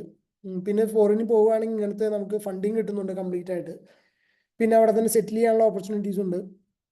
പിന്നെ അവിടെ കിട്ടുന്ന കണക്ഷൻസും കുറച്ചുകൂടെ ഈസിയാണ്. നമുക്ക് അവിടെ തന്നെ ജോബ് കണ്ടെത്താനും ഉള്ള ഒത്തിരി ഓപ്പർച്യൂണിറ്റീസ് അവിടെ ഉണ്ട്. അപ്പോൾ റിസർച്ച് ഒരു കരിയർ ആക്കാൻ ഉദ്ദേശിക്കുന്നവർ ഒരു ഫോറിൻ യൂണിവേഴ്സിറ്റികളെ സീരിയസ് ആയിട്ട് കൺസിഡർ ചെയ്യുന്നത് നന്നായിരിക്കും. അതൊത്തിരി ബെനിഫിഷ്യലാണ്. അറ്റ്ലീസ്റ്റ് ലൈക്ക് ഞാൻ കണ്ടിട്ടുള്ള ആളുകൾ, ഞാൻ സംസാരിച്ചവരെല്ലാം അങ്ങനെ ഒരു പെർസ്പെക്റ്റീവാണ് ഷെയർ ചെയ്യാറുള്ളത്. അതാണ് റിസർച്ചിനെ കുറിച്ചൊരു ബ്രോഡ് ഓവർവ്യൂ. പിന്നെ ബേസിക്കലി നമുക്ക് ഒരു ടോപ്പിക് എടുക്കുകയും അതിനെ അസസ് ചെയ്യുകയും ചെയ്യുന്ന ഒരു സ്കില്ല് നമുക്ക് ഉണ്ടാവുകയും നമുക്ക് നല്ലൊരു റൈറ്റിംഗ് സ്കില്ലും ഉണ്ടെങ്കിൽ ഒട്ടുമിക്ക ജോലികൾക്ക് നമുക്ക് ക്വാളിഫൈ ചെയ്യാൻ പറ്റും. നമ്മളൊരു പൊളിറ്റിക്കൽ സയൻസ് ഗ്രാജുവേറ്റ് എന്നുള്ള രീതിയിൽ മെയിനായിട്ടും ഉണ്ടാകേണ്ട ഒരു സ്കില്ലെന്ന് പറയുന്നത് ഒരു ടോപ്പിക് എടുക്കുകയും അതിനെ റിസർച്ച് ചെയ്യുകയും അതിനെ ഒരു അസസ് ചെയ്തിട്ട് ഒരു ആർട്ടിക്കിളായിട്ട് തന്നെ റൈറ്റ് ചെയ്യാനുള്ള ഒരു സ്കില്ല് നമ്മൾ മാൻഡേറ്ററി ആയിട്ടും ഒരു ആഫ്റ്റർ PG എങ്കിലും നമുക്കുണ്ടാകണം. പലപ്പോഴും എല്ലാ കമ്പനികളും റിക്രൂട്ട്മെന്റിൽ ഏറ്റവും കൂടുതൽ ചോദിക്കുന്നത് റൈറ്റപ്പാണ് അവർ ചോദിക്കുന്നത്. അപ്പോൾ നമ്മുടെ ഒരു അസസ്മെന്റ് സ്കിൽസും റൈറ്റിംഗ് സ്കിൽസും കൂടുതലായിട്ട് അവിടെ അസസ് ചെയ്യും. അതൊരു ക്രൂഷ്യൽ പാർട്ടാണ്. അതെല്ലാവർക്കും ചെയ്യാവുന്ന ഒരു കാര്യമാണ്. അതിന് ഹെൽപ്പ് ചെയ്യാവുന്ന ഒത്തിരി ഓൺലൈൻ ഓപ്പർച്യൂണിറ്റീസ് നമുക്കുണ്ട്. ഇപ്പോൾ ഉദാഹരണത്തിന് കേട്ടിട്ടുണ്ടാവും, സൗത്ത് ഏഷ്യൻ വോയിസ് എന്ന് പറയുന്നൊരു തിങ്ക് ടാങ്ക് സ്റ്റിംസൺ സെന്ററുമായിട്ട് അഫിലിയേറ്റ് ചെയ്തൊരു ഒരു പ്ലാറ്റ്ഫോം ഉണ്ട്. അത് നല്ലൊരു റെപ്യൂട്ടഡ് പ്ലാറ്റ്ഫോമാണ്. അവിടെ നമുക്ക് ഒരു ഐഡിയ, ഇപ്പോൾ ഉദാഹരണത്തിന് ഒരു ബംഗ്ലാദേശിലെ ഒരു പൊളിറ്റിക്കൽ ഇൻസ്റ്റബിലിറ്റിയെ കുറിച്ച് നമുക്കൊരു ടോപ്പിക് ഉണ്ടെങ്കിൽ നമുക്കൊരു 100 വേർഡിൽ അത് അവർക്ക് അയച്ചു കൊടുക്കാം. ഇങ്ങനെയാണ് ഞാൻ എഴുതാൻ ഉദ്ദേശിക്കുന്നതെന്ന് പറഞ്ഞിട്ട്, ഇതാണ് എൻ്റെ ഒരു റിസർച്ച്, ഇതാണ് എൻ്റെ ടോപ്പിക് എന്ന് പറഞ്ഞിട്ട്. അപ്പോൾ അല്ലെങ്കിൽ India's relation with Bangladesh, something similar to that.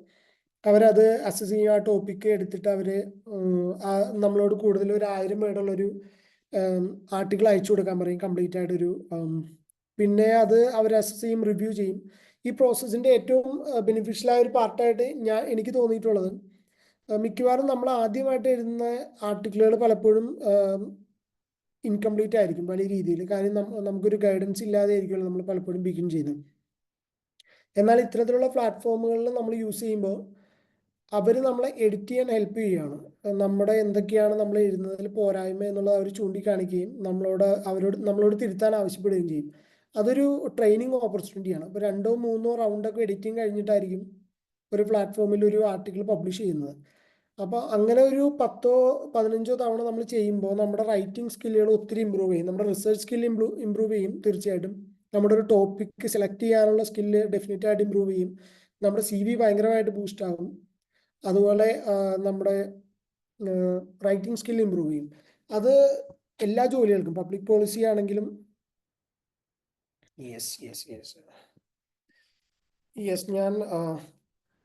ഞാൻ ഇപ്പോൾ പറഞ്ഞത് സൗത്ത് ഏഷ്യൻ വോയിസ് എന്ന് പറയുന്ന ഒരു പ്ലാറ്റ്ഫോമാണ്. ഞാൻ അങ്ങനെ ഉണ്ടെങ്കിൽ ഞാൻ നോട്ട് ചെയ്യാം. ഈ സൗത്ത് ഏഷ്യൻ വോയിസ് എന്ന് പറയുമ്പോൾ സൗത്ത് ഏഷ്യ റിലേറ്റഡ് ആയിട്ടുള്ള ടോപ്പിക് ആയിരിക്കണം അയക്കേണ്ടത്. അത് എക്കണോമിക്സ് ആകാം, സോഷ്യോളജി ആകാം, ഹിസ്റ്ററി ആകാം, സെക്യൂരിറ്റി ആകാം, ടെററിസ്റ്റ് ആകാം, എന്താകാം നമുക്ക് അയക്കാം. പക്ഷേ മാൽദീവ്, ശ്രീലങ്ക, നേപ്പാൾ, ഭൂട്ടാൻ, ഇന്ത്യ, പാകിസ്ഥാൻ, ബംഗ്ലാദേശ്, നേപ്പാൾ, ഇത്രയും അഫ്ഗാനിസ്ഥാൻ, ഇത്രയും രാജ്യങ്ങളുമായിട്ട് ബന്ധപ്പെട്ട ടോപ്പിക്കായിരിക്കണം നമ്മൾ അയച്ചു കൊടുക്കേണ്ടത്. അപ്പോൾ അവർ അയച്ചു കഴിയുമ്പോൾ സൗത്ത് ഏഷ്യൻ വോയിസിൽ 1000 വേർഡാണ് അവരുടെ ആർട്ടിക്കിളിൻ്റെ ലിമിറ്റ്.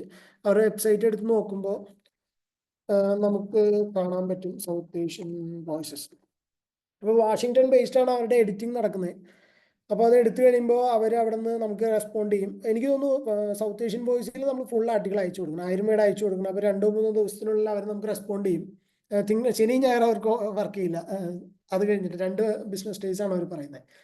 അപ്പോൾ അവർ നമുക്ക് റെസ്പോണ്ട് ചെയ്യും, നിങ്ങളുടെ ആർട്ടിക്കിൾ സെലക്ട് ആയിട്ടുണ്ടെന്ന് പറയും. അത് കഴിഞ്ഞിട്ട് പിന്നീട് അവർ എഡിറ്റ് ചെയ്യും. നമ്മൾ എവിടെയൊക്കെയാണ് ചേഞ്ച് ചെയ്യേണ്ടതെന്ന് അവർ പറഞ്ഞുതരും.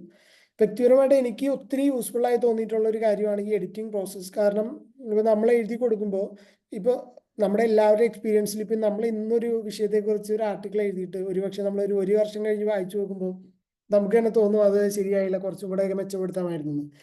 അപ്പോൾ ആ ഒരു പ്രോസസ്സ് ഒത്തിരി ഹെൽപ്പ് ചെയ്യുന്നുണ്ട് ഈ എഡിറ്റിംഗ് പ്രോസസ്സ്. കാരണം നമ്മൾ എങ്ങനെ ഒരു ആർട്ടിക്കിൾ സ്റ്റാർട്ട് ചെയ്യണം, എത്ര ബ്രീഫായിട്ട് നമ്മൾ അതിൽ എഴുതണം, ആവശ്യമില്ലാത്ത എങ്ങനെ കട്ട് ചെയ്യണം.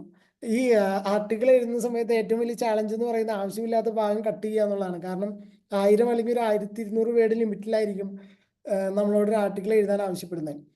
അപ്പോൾ പലപ്പോഴും നമുക്ക് സംഭവിക്കുന്നത്, നമ്മളൊരു ഓഥർ എന്നുള്ള രീതിയിൽ നമുക്ക് ചിലപ്പോൾ 1500 അല്ലെങ്കിൽ 2000 വേർഡ് നമ്മളെ സംബന്ധിച്ച് ഒഴിവാക്കാൻ പറ്റാത്തതായിരിക്കും. പക്ഷെ അത് എങ്ങനെയാണ് കട്ട് ചെയ്യേണ്ടതെന്ന് അവർ പറയും, ഇന്ന സ്ഥലങ്ങൾ അവോയ്ഡ് ചെയ്യാം. അത് പ്രത്യേകിച്ചും ഈ കോർപ്പറേറ്റ് സെക്യൂരിറ്റിയിലും വളരെ ഇമ്പോർട്ടൻ്റ് ആണ്. കാരണം ബിസിനസ്സിനെ ബാധിക്കുന്ന കാര്യങ്ങൾ മാത്രമേ അവിടെ പറയാൻ പാടുള്ളൂ. നമുക്ക് ഹിസ്റ്ററിക്ക് പ്രാധാന്യമില്ല, അല്ലെങ്കിൽ അതിൻ്റെ ഹിസ്റ്റോറിക്കൽ ബാക്ക്ഗ്രൗണ്ടോ ഡെവലപ്മെൻറ്റോ ഒന്നും അവിടെ അത്ര വലിയൊരു വിഷയമേ അല്ല. ഒറ്റ സെൻറ്റൻസ് ഒക്കെ ആയിരിക്കും ചിലപ്പോൾ ഹിസ്റ്ററി ഒക്കെ പറയുന്നത്. ബാക്കിയെല്ലാം ബിസിനസ്സിനെ ഇമ്പാക്ട് ചെയ്യുന്ന employee life safety, physical security, അങ്ങനെയുള്ള ആസ്പെക്റ്റുകളെ കുറിച്ചായിരിക്കും കവർ ചെയ്യുന്നത്. അതൊരു ഇമ്പോർട്ടൻറ്റ് എന്താ പറയുക, ഒരു സ്കില്ലാണ്. ഓഫ് കോഴ്സ് ആ ട്രെയിനിങ് നമുക്ക് ഫ്രീ ഓഫ് കോസ്റ്റ് കിട്ടുവാണ്. പിന്നെ നമ്മൾ PhD അല്ലെങ്കിൽ റിസർച്ചിന് അപ്ലൈ ചെയ്യുമ്പോൾ പോലും ജനറലി നമുക്ക് പബ്ലിക്കേഷൻസ് ഉണ്ട് എങ്കിൽ അത് ഒത്തിരി ഹെൽപ്ഫുൾ ആയിരിക്കും. എൻ്റെ പേഴ്സണൽ ആയിട്ടുള്ളൊരു ഒപ്പീനിയനിൽ ഞാൻ ഡിഗ്രി കഴിഞ്ഞ സമയത്ത് ഞാൻ പറഞ്ഞല്ലോ ഡൽഹിയിൽ കുറച്ച് കാലം വർക്ക് ചെയ്യുമായിരുന്നു റിസർച്ച് അസിസ്റ്റൻ്റ് ആയിട്ട്. അപ്പോൾ അന്ന് ഞാൻ കുറച്ചൊരു ഫൈനാൻഷ്യൽ ചാലഞ്ചസ് ഒക്കെ ഫേസ് ചെയ്ത് അപ്പോൾ പഠിക്കാൻ മാസ്റ്റേഴ്സിന് ഫണ്ട് കിട്ടാൻ പാടാണ് ജനറലി. PhDക്കാണ് കുറച്ചും കൂടെ സ്കോളർഷിപ്പ് സാധ്യതകൾ കൂടുതലുള്ളത്. അപ്പം ഞാൻ നേരിട്ട് PG ഇല്ലാതെ PhD ചെയ്യാൻ പറ്റുമോ എന്ന് അറിയാൻ വേണ്ടി ഞാൻ 1-2 പേർക്ക് ഗ്രിഫിത്ത് യൂണിവേഴ്സിറ്റിയിലെ ഒരു സ്കോളറുണ്ട്, ഇയാൻ ഹോൾ എന്ന് പറയുന്നത്. അങ്ങനെ അദ്ദേഹത്തിനും പിന്നെ ഓക്സ്ഫോർഡ്, പിന്നെ ജോർജ് വാഷിങ്ടൺ, പ്രിൻസ്റ്റൺ, അങ്ങനെ കുറേ സ്ഥലങ്ങളിലേക്ക് ഞാൻ എൻ്റെ CV-യും എനിക്ക് ഇന്ത്യാസ് ഫോറിൻ പോളിസിയിൽ ഒരു ടോപ്പിക്കൊന്നും കൊടുത്തില്ല. ഞാൻ അവർക്ക് ഒരു പ്രൊപ്പോസൽ അയച്ചു കൊടുത്തു. എനിക്ക് ഫണ്ട് ഉണ്ടെങ്കിലേ ചെയ്യാൻ പറ്റുള്ളൂ എന്ന് ഞാൻ അവരോട് പറഞ്ഞു. അതിന് എനിക്ക് പോസിറ്റീവ് റെസ്പോൺസാണ് കിട്ടിയത്. അപ്പോൾ ഇയാൻ ഹോളൊക്കെ അതിനോട് റെസ്പോണ്ട് ചെയ്തു. പിന്നീട് എനിക്ക് ജോർജ് വാഷിങ്ടണിലുള്ള ഒരു ദീപ വല്ലപ്പള്ളി എന്ന് പറയുന്ന ഒരു സീനിയർ ഫാക്കൽറ്റി ഉണ്ട്. അപ്പോൾ അവരെൻ്റെ ഒരു ഇമെയിലിന് ഒത്തിരി പോസിറ്റീവായി റെസ്പോണ്ട് ചെയ്തു. അവർ ബാംഗ്ലൂർ വരുമ്പോൾ എന്നെ മീറ്റ് ചെയ്യാമെന്ന് പറഞ്ഞു. അപ്പോൾ ബാംഗ്ലൂർ വന്നപ്പോൾ എനിക്ക് പോകാൻ പറ്റിയില്ല, ഞാനന്ന് ഡൽഹിയിലായിരുന്നു. പക്ഷെ പിന്നീട് എനിക്കൊരു നമുക്കൊരു കോൾ സെറ്റ് ചെയ്യാമെന്ന് പറഞ്ഞ് 2022-ലാണെന്ന് തോന്നുന്നു സംഭവിക്കുന്നത്. അങ്ങനെ ഞാൻ അവരുമായിട്ടൊരു 3/4 മണിക്കൂറോളം നേരം സംസാരിച്ചിരുന്നു PhDയെ കുറിച്ചും, എങ്ങനെ ഫണ്ട് കിട്ടും അല്ലെങ്കിൽ PG ഇല്ലാതെ എങ്ങനെ PhD ചെയ്യാമെന്നൊക്കെ. അപ്പോൾ അന്ന് അവരെന്നോട് പറഞ്ഞൊരു കാര്യം, എനിക്ക് ഓൾറെഡി അവിടെ PhDക്ക് വരുന്ന ആളുകളെക്കാൾ കൂടുതൽ ഈ പ്രത്യേകിച്ചും ഓൺലൈൻ പബ്ലിക്കേഷൻസ് ഉണ്ടായിരുന്നു. അപ്പോൾ അതൊരു എൻ്റെ CV വൈസ് നല്ലൊരു കാര്യമാണ്, അത് കിട്ടാൻ ഹെൽപ്പ് ചെയ്യുമെന്ന് അവരെന്നോട് പറഞ്ഞു. പക്ഷേ എനിക്ക് 4 വർഷത്തെ എഡ്യൂക്കേഷനാണ് അവിടെ വേണ്ടത്. മാസ്റ്റേഴ്സ് ഇല്ലെങ്കിലും 4 വർഷം എഡ്യൂക്കേഷൻ ഉണ്ടാകണം. അപ്പോൾ എങ്കിലാണ് PhDക്ക് അപ്ലൈ ചെയ്യാൻ പറ്റൂ. അപ്പോൾ അതാണ് അവരെന്നോട് മെയിനായിട്ടും പറഞ്ഞൊരു പ്രശ്നം. പക്ഷേ ഞാൻ ഇൻട്രസ്റ്റിംഗ് ആയി എനിക്ക് തോന്നിയത്, ഞാൻ പബ്ലിഷ് ചെയ്തിട്ടുള്ള ഇത് സിമിലർ ആയിട്ടുള്ള പ്ലാറ്റ്ഫോമുകൾ എന്ന് പറയുന്നത് 9-Line, അല്ലെങ്കിൽ Columbia university journal of international affairs.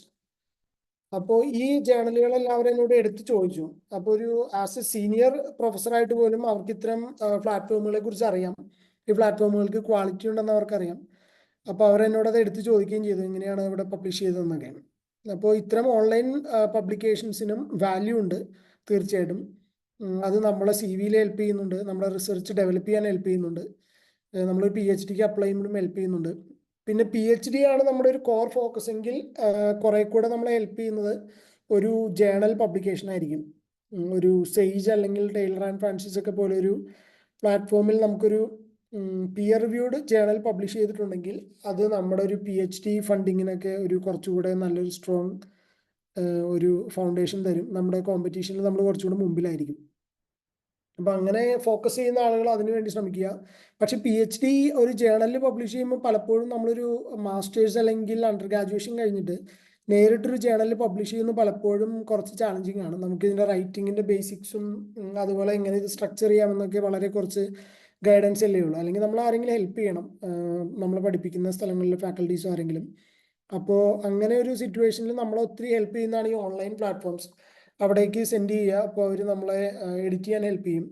അപ്പോൾ അത് ഒത്തിരി ബെനിഫിഷ്യലാണ് എല്ലാ രീതിയിലും. പിന്നെ വേറൊരു ഓപ്പർച്യൂണിറ്റി PhD താല്പര്യമില്ലെങ്കിൽ മാസ്റ്റേഴ്സിന് അപ്ലൈ ചെയ്യാം. മാസ്റ്റേഴ്സിന് സ്കോളർഷിപ്പുകൾ തരുന്ന ഒത്തിരി ഇൻസ്റ്റിറ്റ്യൂട്ട്സ് ഉണ്ട്. അതിൽ മെയിനായിട്ടും ഓക്സ്ഫോർഡ് യൂണിവേഴ്സിറ്റിയിലെ ഫെലിക്സ് അല്ലെങ്കിൽ കോമൺവെൽത്ത് ഉണ്ട്, ഷെവനിങ് ഉണ്ട്. ഷെവനിങ്, കോമൺവെൽത്ത്, ഫുൾ ബ്രൈറ്റ്, US-ലെ ഫുൾ ബ്രൈറ്റ്, ഇതെല്ലാം കുറച്ചുകൂടി ലീഡർഷിപ്പ് അല്ലെങ്കിൽ വോളണ്ടിയറിങ് ചെയ്തിട്ടുള്ള ആളുകൾക്ക് കൊടുക്കുന്ന സ്കോളർഷിപ്സ് ആണ്. അപ്പോൾ ടീച്ച് ഫോർ ഇന്ത്യ പോലുള്ള പ്ലാറ്റ്ഫോമുകളുടെയൊക്കെ ഭാഗമായിട്ട് നമ്മൾ പ്രവർത്തിക്കുകയാണെങ്കിൽ ഈ സ്കോളർഷിപ്പുകൾ കിട്ടാനുള്ള നമ്മുടെ ചാൻസ് കൂടും. പിന്നെ എനിക്ക് കിട്ടിയ സ്കോളർഷിപ്പ് എന്ന് പറയുന്നത് S. Rajaratnam school of international studies സിംഗപ്പൂരിലുള്ളൊരു യൂണിവേഴ്സിറ്റിയാണ്. അതും നല്ല റെപ്യൂട്ടേഷനുള്ള സ്കൂളാണ്. ഗ്ലോബലി 12th റാങ്കിങ്ങിലുള്ളൊരു യൂണിവേഴ്സിറ്റിയാണ് NTU എന്ന് പറയുന്നത്. അവർ കംപ്ലീറ്റ്ലി ഫണ്ടഡ് ആണ്. കിങ്സ് കോളേജിന് എനിക്ക് തോന്നുന്നു കുറച്ചുകൂടെ ഫണ്ട് ഉണ്ടെന്ന് തോന്നുന്നു. ഒരു മാസ്റ്റേഴ്സ് ഫണ്ടിങ് എനിക്കറിയില്ല. അപ്പോൾ അല്ലെങ്കിൽ ഇറാസ്മസ് മുണ്ട് സ്കോളർഷിപ്പ് ഉണ്ട്. അതിനെക്കുറിച്ച് എനിക്ക് തോന്നുന്നു ഇനി വരുന്ന ദിവസങ്ങളിൽ സംസാരിക്കുമായിരിക്കും വേറെ വ്യക്തികൾ. അപ്പോൾ യൂറോപ്യൻ യൂണിയൻ്റെ ഫണ്ടിങ് ആണത്. അല്ലെങ്കിൽ ഡാഡ് ഫെലോഷിപ്പ് ഉണ്ട്, ഫ്രാൻസിൽ ചാപ്പക് സ്കോളർഷിപ്പ് ഉണ്ട്. അപ്പോൾ ഈ സ്കോളർഷിപ്പുകൾക്ക് അപ്ലൈ ചെയ്യാം. അപ്പോൾ അതും നമ്മുടെ ഒത്തിരി വലിയ ബൂസ്റ്റ് ആയിരിക്കും കരിയറിൽ. കാരണം ഒരു ഫോറിൻ ഡിഗ്രി ഉണ്ടാവുക, അവിടുത്തെ എക്സ്പോഷർ ഉണ്ടാവുക, അതെല്ലാം ഒത്തിരി ഹെൽപ്പ് ചെയ്യും. ഇതൊക്കെയാണ് ബേസിക്കലി നമ്മുടെ ഒരു കരിയർ ഓപ്പർച്യൂണിറ്റീസ് എന്ന് പറയുമ്പോൾ.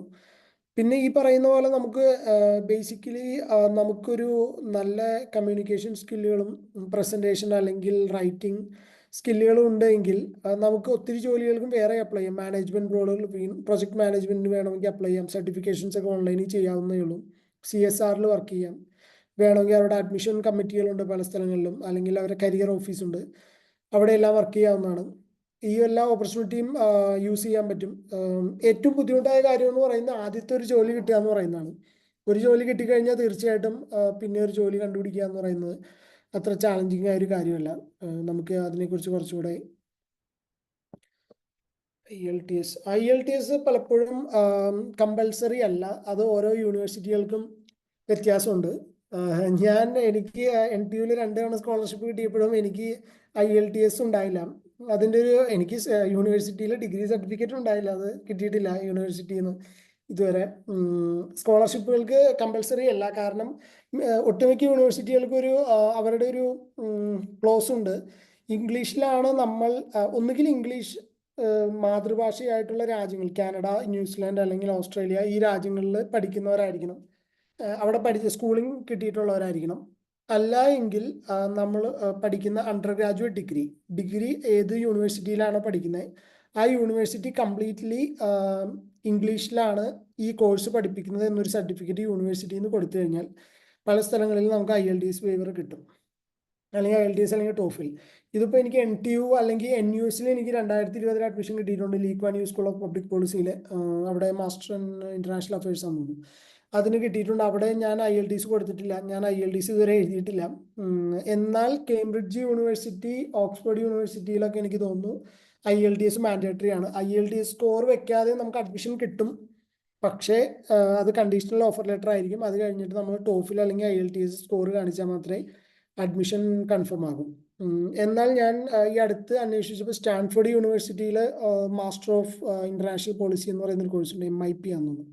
അതിന് അവരെന്നോട് പറഞ്ഞത് അതിൻ്റെ നിങ്ങൾക്ക് IELTS വേവർ അല്ലെങ്കിൽ ഇംഗ്ലീഷ് ലാംഗ്വേജ് ടെസ്റ്റ് വേവർ കിട്ടുമായിരിക്കും എന്നാണ് പറഞ്ഞത്. അപ്പോൾ ഒട്ടുമിക്ക യൂണിവേഴ്സിറ്റികളും ഇങ്ങനെ ഒരു വേവർ സിസ്റ്റം നിലവിലുണ്ട് ഈ ലാംഗ്വേജ് ടെസ്റ്റിൻ്റെ. അത് നമുക്ക് ചെയ്യാൻ പറ്റുന്നത് നമ്മൾ ഏത് യൂണിവേഴ്സിറ്റിയിലാണോ അപ്ലൈ ചെയ്യാൻ ഉദ്ദേശിക്കുന്നത് അവരുടെ വെബ്സൈറ്റിൽ ചെല്ലുമ്പോൾ അവരുടെ ഒരു കോൺടാക്ട് ഇമെയിൽ ID ഉണ്ടാവും. ആ ഇമെയിൽ IDയിലോട്ട് ഞാൻ ഇന്ന സ്ഥലത്താണ് പഠിച്ചത്, ഞാൻ എൻ്റെ ഇംഗ്ലീഷ് ലാംഗ്വേജിലാണ് ഞാൻ ഇവിടെ പഠിച്ചത്, എനിക്ക് സർട്ടിഫിക്കറ്റ് ഉണ്ട് എന്ന് പറയാം. അതുണ്ടെങ്കിൽ അല്ലെങ്കിൽ അവരുടെ അടുത്ത് ചോദിക്കാൻ പറ്റും മാൻഡേറ്ററി ആണോന്ന്. അപ്പോൾ അവർ നമ്മളോട് റെസ്പോണ്ട് ചെയ്യും എന്താണ് ചെയ്യേണ്ടതെന്ന്. അല്ലെങ്കിൽ മിക്കവാറും നമ്മളൊരു അഡ്മിഷൻ വെബ്സൈറ്റ് എടുക്കുന്ന സമയത്ത് അവരോട് അതിൽ ഫ്രീക്വൻ്റ്ലി ആസ്ക്ഡ് ക്വസ്റ്റ്യൻസ് എന്ന് പറയുന്ന ഒരു കാറ്റഗറി ഉണ്ടാവും വെബ്സൈറ്റിൽ.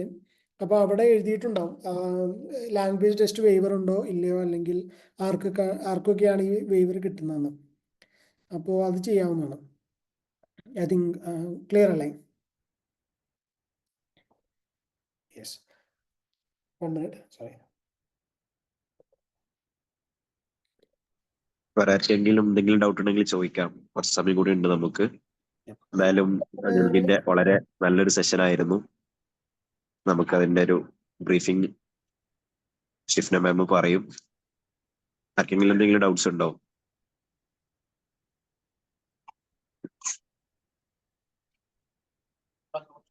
ചാറ്റിലൂടെ ചോദിക്കാം, മൈക്ക് ഉപയോഗിക്കാം.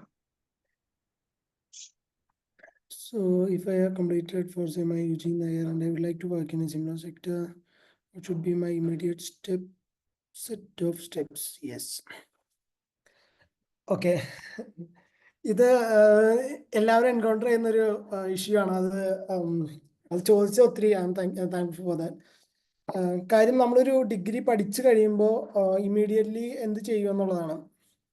അത് ഞാൻ ആദ്യമേ പറഞ്ഞ പോലെ നമുക്ക് ആദ്യം ഒരു ജോലി കിട്ടുക എന്ന് പറയുന്നത് പലപ്പോഴും ഒരു ചാലഞ്ചിങ് ആയിട്ടൊരു ആസ്പെക്ട് ആണ്. അതാണ് നമ്മുടെ കരിയറിൽ എനിക്ക് തോന്നുന്നു ഏറ്റവും ചാലഞ്ചിങ് ആയിട്ടൊരു പോയിന്റ്, ആദ്യത്തെ ജോലി കിട്ടുക എന്നുള്ളതാണ്. ഞാൻ എൻ്റെ ഒരു പേഴ്സണൽ എക്സ്പീരിയൻസ് പറയാം. ഞാൻ ഡിഗ്രി പഠിച്ചുകൊണ്ടിരിക്കുമ്പോൾ എനിക്ക് തോന്നുന്നു ഒരു 5 പേപ്പർ പ്രസന്റേഷൻ ഉണ്ടായിരുന്നു. 15 സ്ഥലങ്ങളിൽ എന്തോ ഞാൻ പബ്ലിഷ് ചെയ്തിട്ടുണ്ട് ഓൺലൈനിൽ. എനിക്ക് നല്ല CGPA ഉണ്ടായിരുന്നു. അങ്ങനെ എനിക്കിപ്പോൾ കിട്ടുന്ന ജോബ്, ഞാൻ ഡിഗ്രി കഴിഞ്ഞപ്പോൾ ഞാൻ തീരുമാനിച്ചു ഞാൻ ഈ PG പഠിക്കുന്നില്ല. ഞാൻ കോഴ്സ് ഓൾറെഡി, എനിക്ക് ജോലി കിട്ടിയില്ലെങ്കിലും ഞാൻ കോഴ്സ് അറ്റൻഡ് ചെയ്ത് നിർത്തിയിരുന്നു. അപ്പോൾ ഞാൻ ലിങ്ക്ഡിനിൽ പലർക്കും ഇമെയിൽ അയക്കുന്നുണ്ട്, പലർക്കും ലിങ്ക്ഡിനിൽ മെസ്സേജ് അയക്കുന്നുണ്ട് എനിക്കിങ്ങനെ ജോലി ഉണ്ടോ എന്നൊക്കെ ചോദിച്ചിട്ട്. അങ്ങനെ ഞാനൊരു പ്രോജക്റ്റ് അപ്രൂവ് ആയെന്ന് ലിങ്ക്ഡിനിൽ കണ്ടു. ഞാൻ അങ്ങനെ അവിടുത്തെ ഒരു ഫാക്കൽറ്റിക്ക് മെസ്സേജ് ചെയ്യുകയാണ്, എൻ്റെ പ്രൊഫൈൽ ഇതാണെന്നൊക്കെ പറഞ്ഞ് ഞാനിങ്ങനെ അയച്ചു. അപ്പോൾ അവർ പറഞ്ഞു റിസർച്ച് അസിസ്റ്റന്റ് പൊസിഷൻ ഓപ്പൺ ആയിട്ടുണ്ട്, നിങ്ങൾക്ക് അപ്ലൈ ചെയ്യാമെന്ന് പറഞ്ഞു. അങ്ങനെയാണ് ഞാൻ അവിടെ എനിക്ക് ആ ഒരു ഓപ്പർച്യൂണിറ്റി കിട്ടുന്ന എൻ്റെ ഇന്റർവ്യൂ എടുത്തു. അപ്പം പിന്നീട് ഞാൻ ഈ ഇന്റർവ്യൂവിന് ഇപ്പോൾ 8-12 പേര് ഷോർട്ട് ലിസ്റ്റ് ചെയ്തിരുന്നു. അത് ഈവൻ PhD സ്കോളേഴ്സും ഉണ്ടായിരുന്നു അതിൽ. അപ്പോൾ അതിൽ ഞാൻ ആ സ്കോർ ഷീറ്റ് പിന്നീട് കണ്ടിട്ടുണ്ട് ഞാൻ അവിടെ വർക്ക് ചെയ്യുന്ന സമയത്ത്. അപ്പോൾ എനിക്ക് എഡ്യൂക്കേഷൻ ലൊക്കേഷനും ഒഴിച്ച് ബാക്കി മോട്ടിവേഷൻ അല്ലെങ്കിൽ ക്ലാരിറ്റിയും ഈ ടോപ്പിക്കിലെല്ലാം എനിക്ക് ഏറ്റവും കൂടുതൽ സ്കോർ കിട്ടിയത്. എനിക്ക് രണ്ടാമത് വന്ന ആളേക്കാളും എനിക്ക് തോന്നുന്നു 8-10 സ്കോർ കൂടുതലാണ് 100-ൽ. പക്ഷെ എന്നിട്ട് അവർക്കൊരു ഡിസ്കഷൻ ഉണ്ടായിരുന്നു, ഈ UG ഉള്ള ആളെ എടുത്താൽ ശരിയാകും. അപ്പോൾ അന്ന് ഞാൻ റീച്ച് ഔട്ട് ചെയ്ത ആളാണ് ശരിക്കും നമുക്ക് ഇവരെ എടുത്തു നോക്കാമെന്ന് പറഞ്ഞിട്ട് എന്നെ പ്രപ്പോസ് ചെയ്യുന്നത്. അപ്പോൾ ഈ ഒരു ആസ്പെക്റ്റ് ഉണ്ട്. ആദ്യത്തെ ഒരു ജോലി കിട്ടുമ്പോൾ നമ്മളൊരു എക്സ്പീരിയൻസ് ഇല്ലാതെ വരുമ്പോൾ പലപ്പോഴും നമ്മൾ ഹയർ ചെയ്യുന്നവർക്ക് ഒരു എക്സ്പീരിയൻസ്ഡ് ആയിട്ടുള്ള ആളുകളെയാണ് പലപ്പോഴും ഹയർ ചെയ്യുന്നത്. അതൊരു ചാലഞ്ചാണ് എല്ലാവരും ഫേസ് ചെയ്യുന്നത്. അപ്പോൾ മാസ്റ്റേഴ്സ് ഉള്ള ആളുകൾക്ക് അല്ലെങ്കിൽ PhD ഉണ്ടെങ്കിൽ ആ രീതിയിൽ നമുക്കത് ബെനിഫിഷ്യൽ ആകും. കാരണം നമ്മുടെ എഡ്യൂക്കേഷണൽ ക്വാളിഫിക്കേഷൻ നമ്മുടെ എക്സ്പീരിയൻസിന് ചിലപ്പോൾ കവറപ്പ് ചെയ്യും. പല രീതിയിലായിരിക്കും അത് വർക്ക് ചെയ്യുന്നത്. പിന്നെ നമുക്ക് ചെയ്യാൻ കഴിയുന്ന ഒരു കാര്യം എന്ന് പറയുന്നത് നമുക്ക് ഇന്റേൺഷിപ്പുകൾക്ക് അപ്ലൈ ചെയ്യാം. ഇന്റേൺഷിപ്പുകൾക്ക് അപ്ലൈ ചെയ്യുമ്പോൾ പലപ്പോഴും നമുക്കൊരു നല്ല ഇന്റേൺഷിപ്പിലേക്ക് നമ്മൾ എത്തുന്നത് 1-2 മോശമെന്ന് ഞാൻ പറയുന്നില്ല, ഒരു ആവറേജ് ഇന്റേൺഷിപ്പുകൾ ചെയ്തിട്ടായിരിക്കും. അപ്പോൾ നമുക്ക് ചെയ്യാൻ കഴിയുന്ന ഒരു കാര്യം, നമ്മളൊരു 3 വർഷം ഡിഗ്രിക്ക് സ്റ്റാർട്ട് ചെയ്യുന്ന സമയത്ത് നമ്മളൊരു ഡിഗ്രി 3 വർഷം കഴിയുമ്പോൾ ഒരു ജോലിക്കാണ് നമ്മൾ ഉദ്ദേശിക്കുന്നതെങ്കിൽ ശരിക്കും നമ്മളൊരു സെക്കൻഡ് ഇയർ ബിഗിനിങ് തൊട്ട് നമ്മളൊരു ഇന്റേൺഷിപ്പ് നോക്കി തുടങ്ങണം. ഒരു 1-2 ഇന്റേൺഷിപ്പ് നമുക്ക് ചെയ്ത് കഴിയുമ്പോൾ മൂന്നാമത്തെ ഇന്റേൺഷിപ്പ് ഒരു നല്ലൊരു MNCയിലോ അല്ലെങ്കിൽ നല്ലൊരു റെപ്യൂട്ടഡ് തിങ്ക് ടാങ്കുകളിലോ നമുക്ക് ചെയ്യാൻ പറ്റും. അപ്പോൾ അത് നമ്മുടെ ജോലി സാധ്യതകളെ ഒത്തിരി കൂട്ടും. കാരണം നമുക്ക് ഈവൻ എക്സ്പീരിയൻസ് ഇല്ല എങ്കിൽ പോലും നമ്മുടെ ഇന്റേൺഷിപ്പ് എക്സ്പീരിയൻസ് നമ്മൾ ഒത്തിരി ഹെൽപ്പ് ചെയ്യും. പിന്നെ ഇന്റേൺഷിപ്പിന് സെലക്ട് ചെയ്യാനാണെങ്കിലും ജോലിക്ക് സെലക്ട് ചെയ്യപ്പെടാനാണെങ്കിലും നമ്മുടെ CV ബിൽഡ് ചെയ്യുക എന്ന് പറയുന്നൊരു ഇമ്പോർട്ടൻ്റ് ആണ്. ഇപ്പോൾ ഈ പറഞ്ഞ ജോലിക്കാണെങ്കിലും എന്നെ ഒരു പക്ഷേ അവർ എന്തുകൊണ്ട് സെലക്ട് ചെയ്തെന്ന് ചോദിച്ചാൽ എൻ്റെ പ്രൊഫൈൽ ബെറ്റർ ആയിരുന്നുകൊണ്ടായിരിക്കും. പബ്ലിക്കേഷൻ അല്ലെങ്കിൽ പേപ്പർ പ്രസന്റേഷൻ ഇതൊക്കെ നമുക്ക് ഈസി ആയിട്ട് ചെയ്യാവുന്നേ ഉള്ളൂ. കുറച്ചുകൂടെ ഒത്തിരി കോൺഫറൻസുകൾ നമ്മൾ ഡിഗ്രിക്കും മറ്റുമൊക്കെ പഠിക്കുമ്പോൾ ഉണ്ടാവും. ആ കോൺഫറൻസുകളിൽ പോയി സംസാരിക്കാം. അപ്പോൾ നമ്മുടെ പബ്ലിക് സ്പീക്കിംഗ് സ്കിൽസ് ഒത്തിരി ബെറ്റർ ആവും ഗ്രാജുവലി. ഓവർ ടൈം നമ്മുടെ കോൺഫിഡൻസ് ബൂസ്റ്റ് ആവും. ഇതെല്ലാം നമ്മളെ ജോബിന് ഒത്തിരി ഹെൽപ്പ് ചെയ്യുന്നുണ്ട്. പിന്നെ അത് പ്രൊഫൈൽ ബിൽഡ് ചെയ്യാം, ഇന്റേൺഷിപ്പുകൾ ചെയ്യുക, അങ്ങനെ എക്സ്പീരിയൻസ് ഗ്യാദർ ചെയ്യാം. പിന്നെ ഇപ്പം ഞാൻ വർക്ക് ചെയ്യുന്ന ഒരു ഇൻഡസ്ട്രിയിൽ ജോയിൻ ചെയ്യാനാണെങ്കിൽ മെയിനായിട്ടും സംഭവിക്കുന്നത് അതിനൊരു കൺവീനിയൻസ് ഉള്ളത്, നിലവിലെ സാഹചര്യത്തിൽ ഈ ഇൻഡസ്ട്രിയുടെ പ്രത്യേകത ഗ്ലോബലി നമ്മൾ മാനേജർ ആകുമ്പോൾ മാത്രമേ നമ്മൾ ആ കമ്പനിയുടെ സ്റ്റാഫ് ആകുന്നുള്ളൂ. ഇപ്പം ഞാൻ ഊബറിനാണ് വർക്ക് ചെയ്യുന്നതെങ്കിൽ ഞാൻ ഊബറിൻ്റെ സ്റ്റാഫ് അല്ല, വേറൊരു കമ്പനിയാണ്. അപ്പോൾ ഗൂഗിളിനാണ് വർക്ക് ചെയ്യുന്നതെങ്കിൽ ഗൂഗിളിൻ്റെ സ്റ്റാഫ് അല്ല. അപ്പം ഞാനിവിടെ ടൈപ്പ് ചെയ്യാം 4 കമ്പനികളുടെ പേര്. അപ്പോൾ ആ കമ്പനികൾ Mitkat advisories, Iris consulting, Pinkerton, then Max Security,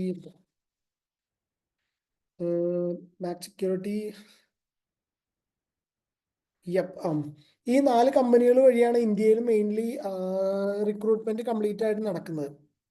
സെക്യൂരിറ്റാസ്, international SOS. ഈ കമ്പനികളുടെ ഭാഗമായിട്ട് നമ്മൾ വേറൊരു ക്ലയന്റിന് വേണ്ടി വർക്ക് ചെയ്യായിരിക്കും ചെയ്യുന്നത്. ഉദാഹരണത്തിന് ഞാൻ മിഡ്കാറ്റിൽ ഇപ്പോൾ മിഡ്കാറ്റിന്റെ ക്ലയന്റാണ് ഗൂഗിൾ അല്ലെങ്കിൽ ആപ്പിൾ, സാംസങ് എന്ന് വിചാരിക്കാം. അപ്പം ആപ്പിൾ കമ്പനിയുടെ കമാൻഡ് സെന്ററിൽ ഒരു വേക്കൻസി ഉണ്ട്, ഒരു അനലിസ്റ്റ് റിസൈൻ ചെയ്തു, അപ്പോൾ ഒരു വേക്കൻസി ഉണ്ട്. അപ്പോൾ ആപ്പിൾ നേരെ മിഡ്കാറ്റിന്റെ HR-നെ റീച്ച് ഔട്ട് ചെയ്യും, എന്നിട്ട് പറയും ഞങ്ങളുടെ ടീമിലുണ്ടായിരുന്ന ഒരാൾ റിസൈൻ ചെയ്തു, അപ്പോൾ ഞങ്ങൾക്ക് പുതിയൊരു അനലിസ്റ്റിനെ വേണമെന്ന് പറയും. അപ്പോൾ മിഡ്കാറ്റ് ആണ് ഈ പുതിയ കാൻഡിഡേറ്റ്സിന് വേണ്ടി സെർച്ച് ചെയ്യുന്നത്, അല്ലെങ്കിൽ മിഡ്കാറ്റ് അല്ലെങ്കിൽ ഐറിസ് അല്ലെങ്കിൽ പിൻകർട്ടൺ ഈ കമ്പനികളായിരിക്കും ഇതിനു വേണ്ടി സെർച്ച് ചെയ്യുന്നത്. അപ്പോൾ ഈ മിഡ്കാറ്റിൻ്റെ HR-ഉം ആയിട്ട് നമുക്ക് ബന്ധമുണ്ട്. നമ്മുടെ CV അവരുടെ കയ്യിലുണ്ടെങ്കിൽ, ഇപ്പോൾ ഉദാഹരണത്തിന് ഇപ്പോൾ നമ്മുടെ അടുത്ത് ചോദിക്കുന്ന ആപ്പിൾ ആണെന്ന് വിചാരിക്കാം. അപ്പോൾ ആപ്പിളിൻ്റെ ഒരു വേക്കൻസി ഉണ്ടെങ്കിൽ നമ്മൾ ആ CV എടുത്തിട്ട് അവർ ആപ്പിളിൻ്റെ ടീമിന് ഫോർവേഡ് ചെയ്ത് കൊടുക്കും, ഇങ്ങനെ ഒരാൾ നമ്മുടെ ടാലൻറ്റ് പൂളിൽ ഉണ്ടെന്ന് പറഞ്ഞിട്ട്. അപ്പോൾ ആപ്പിൾ നമ്മളുമായിട്ടൊരു ഇൻ്റർവ്യൂ ഫിക്സ് ചെയ്യും. എന്നിട്ട് നമ്മൾ ആപ്പിൾ എടുക്കുവാണെങ്കിൽ നമ്മൾ ആപ്പിളിൽ ജോയിൻ ചെയ്യും. ഇനി നമ്മൾ എടുത്തില്ല എങ്കിൽ നമുക്ക് വീണ്ടും നമ്മൾ മിഡ്കാറ്റിൻ്റെ പൂളിലുണ്ടല്ലോ, അപ്പോൾ ഗൂഗിളിൽ ഒരു വേക്കൻസി വന്നു, ഗൂഗിൾ വീണ്ടും മിഡ്കാറ്റിൻ്റെ അടുത്ത് റീച്ച് ഔട്ട് ചെയ്യും. അപ്പോൾ വീണ്ടും നമ്മുടെ CV മിഡ്കാറ്റിന് അയച്ചു കൊടുക്കും. അപ്പോൾ വീണ്ടും നമുക്ക് അവിടെ ഇൻ്റർവ്യൂ കൊടുക്കാം. അപ്പോൾ അങ്ങനെ വൺസ് ഈ മിഡ്കാറ്റ് അല്ലെങ്കിൽ ഐറിസ് പോലുള്ള 3-4 കമ്പനികളുടെ അവരുടെ ബേസിൽ നമ്മളുണ്ട് എങ്കിൽ നമുക്ക് ഫ്രീക്വൻ്റ് ആയിട്ട് ഇൻ്റർവ്യൂസ് കിട്ടും. അപ്പോൾ അതാണ് ഈ ഇൻഡസ്ട്രിയിൽ ജോയിൻ ചെയ്യാൻ നമുക്ക് ചെയ്യാവുന്ന ഈസി ആയിട്ടൊരു കാര്യം. പിന്നെ എക്സ്പീരിയൻസ് പലരും മാൻഡേറ്ററി ആയിട്ട് ചോദിക്കാറുണ്ട്. എക്സ്പീരിയൻസിൻ്റെ അടിസ്ഥാനത്തിൽ സ്ക്രൂട്ടനൈസേഷൻ നടക്കാറുണ്ട്. അപ്പോൾ ചെയ്യാൻ പറ്റുന്നത് മിഡ്കാറ്റ് അല്ലെങ്കിൽ പിങ്കർട്ടൺ, മാക്സ് സെക്യൂരിറ്റി പോലുള്ള സ്ഥാപനങ്ങൾ ഇന്റേൺഷിപ്പ് കൊടുക്കുന്നുണ്ട്. ഓൺലൈനാണെന്ന് തോന്നുന്നു ഇന്റേൺഷിപ്പ്. ആ ഇന്റേൺഷിപ്പ് അല്ലെങ്കിൽ വൊറിസ്കോ ഉണ്ട്. ഈ വൊറിസ്കോ അല്ലെങ്കിൽ അവിടെയെല്ലാം ഇന്റേൺഷിപ്പ് ചെയ്ത് കഴിയുമ്പോൾ നമ്മൾ ഈ ഫീൽഡിനെ കുറിച്ച് പഠിക്കും. അപ്പോൾ ആ ഇന്റേൺഷിപ്പിൻ്റെ അടിസ്ഥാനത്തിൽ നമ്മളെ അടുത്ത ക്ലയൻറ്റുകളിലേക്ക് അവർ റെഫർ ചെയ്യും. അപ്പോൾ നമുക്ക് ചെയ്യാൻ പറ്റുന്നത്, ആദ്യമായിട്ട് നമ്മൾ ജോയിൻ ചെയ്യുന്നത് അത്ര നല്ലൊരു ക്ലയൻറ്റ് അല്ലെങ്കിൽ പോലും ഒരു 35,000-നൊക്കെ നമ്മൾ ജോയിൻ ചെയ്താൽ പോലും ഒരു 6 മാസം നമുക്കൊരു എക്സ്പീരിയൻസ് കിട്ടിക്കഴിയുമ്പോൾ നമുക്ക് നല്ല കമ്പനികളിലേക്ക് ജമ്പ് ചെയ്യാം. അപ്പോൾ ഇത് ശരിക്കും ഒരു സൈക്കിളാണ്. എക്സ്പീരിയൻസ് ഉണ്ടെങ്കിലേ ജോലി കിട്ടും, പക്ഷേ ജോലി ഉണ്ടെങ്കിൽ എക്സ്പീരിയൻസ് കിട്ടുമെന്ന് ലിങ്ക്ഡിനിലൊക്കെ പറയുന്നൊരു സൈക്കിളാണ്. അപ്പം അതാണ് ഇതിനൊരു സൊല്യൂഷനായിട്ട് ചെയ്യാൻ പറ്റുന്നത്. പിന്നെ നമുക്ക് ഇത്തരം വിഷയങ്ങളെക്കുറിച്ച് റൈറ്റിംഗ് സ്കില്ല് ഡെവലപ്പ് ചെയ്യാം, പബ്ലിഷ് ചെയ്യാം. അപ്പോൾ അതെല്ലാം ഈ എക്സ്പീരിയൻസിനെ ചില സമയത്ത് കവറപ്പ് ചെയ്യും. പിന്നെ ഇപ്പോൾ എന്നെപ്പോലുള്ള ആളുകൾ, എന്നെപ്പോലെ അല്ലെങ്കിൽ ഇൻഡസ്ട്രിയിൽ വർക്ക് ചെയ്യുന്ന, പല ഇൻഡസ്ട്രികളിൽ വർക്ക് ചെയ്യുന്ന ആളുകളുമായിട്ട് സംസാരിക്കാം. അപ്പോൾ അവരോട് സംസാരിക്കുന്ന സമയത്ത് ഇൻഡസ്ട്രിയെ കുറിച്ച് കുറച്ചുകൂടി ഡെപ്തിലൊരു അണ്ടർസ്റ്റാൻഡിങ് കിട്ടും. ഇപ്പോൾ ഒരു ഉദാഹരണം പറയുകയാണെങ്കിൽ, ഗൂഗിളിലെ ഒരു സെലക്ഷൻ പ്രോസസ്സ് നടക്കുന്ന സമയത്ത് അവർ നിങ്ങളോട് ഒരു റൈറ്റപ്പ് ചോദിക്കും. ഒരു തായ്വാനിലെ ഒരു ചൈന-തായ്വാൻ കോൺഫ്ലിക്റ്റ് ഉണ്ടെങ്കിൽ നിങ്ങൾ എന്ത് ചെയ്യുമെന്നൊരു റൈറ്റപ്പ് ചോദിക്കും. അപ്പോൾ ഈ ഇൻഡസ്ട്രിയിൽ വർക്ക് ചെയ്യുന്ന ഒരാളുടെ ഗൈഡൻസ് നിങ്ങൾക്ക് ഉണ്ടെങ്കിൽ അവരുദ്ദേശിക്കുന്ന കുറച്ച് ആസ്പെക്ട്സ് ഉണ്ട്. ഇപ്പോൾ എംപ്ലോയി ലൈഫ് സേഫ്റ്റി, അത് കമ്പനികളുടെ ഏറ്റവും ഇമ്പോർട്ടൻ്റ് ആയിട്ടൊരു ആസ്പെക്റ്റാണ്. ഫിസിക്കൽ സെക്യൂരിറ്റി, ബിൽഡിങ്ങുകളുടെ സെക്യൂരിറ്റി, സപ്ലൈ ചെയിനുകൾ എങ്ങനെ ബാധിക്കുന്നു, ബിസിനസ്സിനെ എങ്ങനെ ബാധിക്കുന്നു, ഡാറ്റ സെക്യൂരിറ്റി എങ്ങനെ ബാധിക്കുന്നു, അല്ലെങ്കിൽ ഇതെല്ലാം കമ്പനികളെ സംബന്ധിച്ച് ഇമ്പോർട്ടൻ്റ് ആയിട്ടൊരു കാര്യം. ഹിസ്റ്ററി ഒന്നും അവരുടെ കൺസേണേ അല്ല. അപ്പോൾ അങ്ങനെയുള്ള ആസ്പെക്റ്റ് ഈ എഴുതി കൊടുക്കുന്ന റൈറ്റപ്പിൽ നമ്മൾ ഇൻക്ലൂഡ് ചെയ്യുവാണെങ്കിൽ ഇത് വായിക്കുന്ന ഒരാൾക്ക് ഈ വ്യക്തിക്ക് ഇതിനെക്കുറിച്ച് നല്ലൊരു ഐഡിയ ഉണ്ടെന്നും അത് നമ്മുടെ അടുത്ത സ്റ്റേജിലേക്ക് നമ്മളെ ഗൈഡ് ചെയ്യും. ഇൻ്റർവ്യൂവിൽ നമുക്കൊരു ബേസ് ഐഡിയ ഉണ്ടെങ്കിൽ അവർ നമ്മളെ സെലക്ട് ചെയ്യും, പിന്നീട് അവർ നമ്മൾ ട്രെയിൻ ചെയ്യുകയായിരിക്കും ചെയ്യുന്നത്. അപ്പോൾ ഇത്തരം കാര്യങ്ങൾ നമുക്ക് ചെയ്യാൻ പറ്റും. അപ്പോൾ നമുക്കൊരു ജോബ് ഇതൊക്കെ ചെയ്യുവാണെങ്കിൽ ഈസിലി നമുക്കൊരു ഇൻഡസ്ട്രിയിൽ ജോയിൻ ചെയ്യാം. കാരണം ഇവിടെ ഒത്തിരി ഷോർട്ടേജ് ഉണ്ട്, എല്ലാ കമ്പനികളിലും ഷോർട്ടേജ് ഉണ്ട്. നമ്മൾ ജോബ് അന്വേഷിക്കുമ്പോൾ നമുക്കത് പലപ്പോഴും സ്ട്രഗിളായിട്ട് തോന്നുമെങ്കിലും ഈ ആളുകളെ കണ്ടെത്തുന്നത് കമ്പനികളെ സംബന്ധിച്ച് ഒരു സ്ട്രഗിളാണ് ശരിക്കും. യെസ്. വേറെ ആർക്കെങ്കിലും എന്തെങ്കിലും ഡൗട്ട്സ് ഉണ്ടെങ്കിൽ ചോദിക്കാം, കുറച്ച് സമയം കൂടി ഉണ്ട്. സാർ ഡീറ്റെയിൽ ആയിട്ട് ഓരോ കാര്യങ്ങൾ നമ്മളോട് എക്സ്പ്ലെയിൻ ചെയ്ത് തന്നു, ഒരുപാട് സന്തോഷം അറിയിക്കുകയാണ്. അതുപോലെ തന്നെ നമ്മുടെ കമ്മിങ് സെഷനുകളിൽ UN ഇന്റേൺഷിപ്പിനെ കുറിച്ചും അതുപോലെ മറ്റ് ഫുൾ ബ്രൈറ്റ് സ്കോളർഷിപ്പിനെ കുറിച്ചൊക്കെ കമ്മിങ് എപ്പിസോഡുകളിൽ വരുന്നുണ്ട്. ഡീറ്റെയിൽ ആയിട്ട് നിങ്ങൾക്ക് അതിൽ അറിയാവുന്നതാണ്. അതുപോലെ നിങ്ങൾക്ക് ഇനി ഇതുമായി ബന്ധപ്പെട്ട് ഇന്നത്തെ സെഷനിൽ എന്തെങ്കിലും സജഷൻസ് ഉണ്ടെങ്കിൽ, അല്ലെങ്കിൽ സാറിന്റെ സെഷൻസിനെ കുറിച്ച് എന്തെങ്കിലും ക്വയറീസ് ഉണ്ടെങ്കിൽ എല്ലാം ചോദിക്കാം. 5 മിനിറ്റ്സ് കൂടി ഉണ്ട്. പലരും വീക്കെൻഡ്സ് ആയതുകൊണ്ട് പുറത്താണ്, റെക്കോർഡിങ്സ് അവൈലബിൾ ആയിരിക്കും എന്നൊക്കെ ചോദിച്ചിരുന്നു. തീർച്ചയായും നമ്മൾ റെക്കോർഡിങ്സ് പ്രൊവൈഡ് ചെയ്യുന്നതായിരിക്കും. അപ്പം ഫൈനലി ആർക്കെങ്കിലും എന്തെങ്കിലും ഡൗട്ട്സ് ഉണ്ടെങ്കിൽ ചോദിക്കാം, അല്ലെങ്കിൽ നമുക്ക് ഷിഫ്ന മാം ഔട്ട് ഓഫ് താങ്ക്സ് പറയും. ഷിഫ്ന മാം. Yes, sir. Yeah, over to you. Very good evening to all. അപ്പം അപ്ഡേറ്റിന്റെ ഈ വീക്കിലെ സെഷനിൽ നമ്മൾ career opportunities for political science graduates in private sector എന്ന ടോപ്പിക്കിലാണ് ഡിസ്കസ് ചെയ്തിട്ടുള്ളത്. ഈ ടോപ്പിക്കിൽ നമ്മളോട് സംസാരിക്കാൻ വേണ്ടിയിട്ട് ജെൽവിൻ ജോസ് സാറാണ് എത്തിയിട്ടുള്ളത്. വളരെ ഡീറ്റെയിൽ ആയിട്ട് ഈ വിഷയത്തെക്കുറിച്ച് നമ്മളോട് സംസാരിച്ചിട്ടുണ്ട് സർ. കോർപ്പറേറ്റ് സെക്ടറിൽ പൊളിറ്റിക്കൽ സയൻസ് പഠിച്ചിട്ടുള്ള ആൾക്കാർക്ക് എന്തെല്ലാം ജോബ്സ് ആണ് അവൈലബിൾ ആയിട്ടുള്ളത്, ടൈപ്സ് ഓഫ് ജോബ്, അവിടെയുള്ള വർക്ക് കൾച്ചർ എങ്ങനെയാണ് എന്നുള്ള ഡീറ്റെയിൽസും എങ്ങനെ നമുക്ക് ഈ ഒരു മേഖലയിൽ എത്തിച്ചേരാം എന്നുള്ളതിനെ കുറിച്ചും നമ്മൾ അതിനു വേണ്ടി എങ്ങനെ CV ബിൽഡ് ചെയ്തെടുക്കണം എന്നുള്ളതിനെ കുറിച്ചും അതുപോലെ തന്നെ റിസർച്ചിലേക്ക് പോകുന്നതിനെ കുറിച്ചും സർ സൂചിപ്പിച്ചിട്ടുണ്ട്. അതുപോലെ തന്നെ നമുക്ക് മാസ്റ്റേഴ്സ് ചെയ്യാനാണെങ്കിലും ഒക്കെ സ്കോളർഷിപ്പ് എങ്ങനെ നേടാം എന്നുള്ളതിനെ കുറിച്ച് വരെ സർ ഡീറ്റെയിൽ ആയിട്ട് തന്നെ നമ്മളോട് പറഞ്ഞിട്ടുണ്ട്. Thank you so much sir. ഈ ഒരു സെഷൻ നമുക്ക് ഭയങ്കര യൂസ്ഫുൾ ആയിട്ട് തോന്നിയിട്ടുണ്ട്. കുട്ടികൾക്കും അങ്ങനെ തന്നെ തോന്നി എന്നാണ് എനിക്ക് തോന്നുന്നത്. So thank you so much sir. എൻ്റെ പേരിലും പോളിഗ്രാഡിൻ്റെ പേരിലും നന്ദി അറിയിക്കുകയാണ്. അതുപോലെ തന്നെ ഈ സെഷനിൽ പങ്കെടുത്തിട്ടുള്ള മുഴുവൻ വിദ്യാർത്ഥികൾക്കും പോളിഗ്രാഡിൻ്റെ പേരിൽ നന്ദി അറിയിക്കുകയാണ്. ഇനി വരുന്ന സെഷനുകളിലും എല്ലാവരുടെയും പാർട്ടിസിപ്പേഷൻ ഉണ്ടാവണമെന്ന് ഓർമ്മിപ്പിക്കുകയാണ്. ഇനിയും ഒരുപാട് ടോപ്പിക്സിൽ നമ്മൾ ഡിസ്കസ് ചെയ്യുന്നതായിരിക്കും. അപ്പോൾ എല്ലാവരുടെയും പാർട്ടിസിപ്പേഷൻ നമ്മൾ ആഗ്രഹിക്കുകയാണ്. Thank you so much. Thank you so much. Thanks a lot. Thank you. Take care. ആർക്കെങ്കിലും എന്തെങ്കിലും ഒരു സ്പെസിഫിക് ആയിട്ട് ഡൗട്ട് ഉണ്ടെങ്കിൽ ലിങ്ക്ഡിനിലോ മറ്റോ റീച്ച് ഔട്ട് ചെയ്താൽ മതി. എൻ്റെ പ്രൊഫൈൽ ജെൽവിൻ ജോസ്. അപ്പൊ ഞാൻ സാറിന്റെ കോൺടാക്ട് വേണമെങ്കിൽ സാർ ഓക്കെ ആണെങ്കിൽ നമുക്ക് ഷെയർ ചെയ്യാലോ? Please share it. Okay sure. Thank you so much. Thanks, Avi. Bye. Yeah.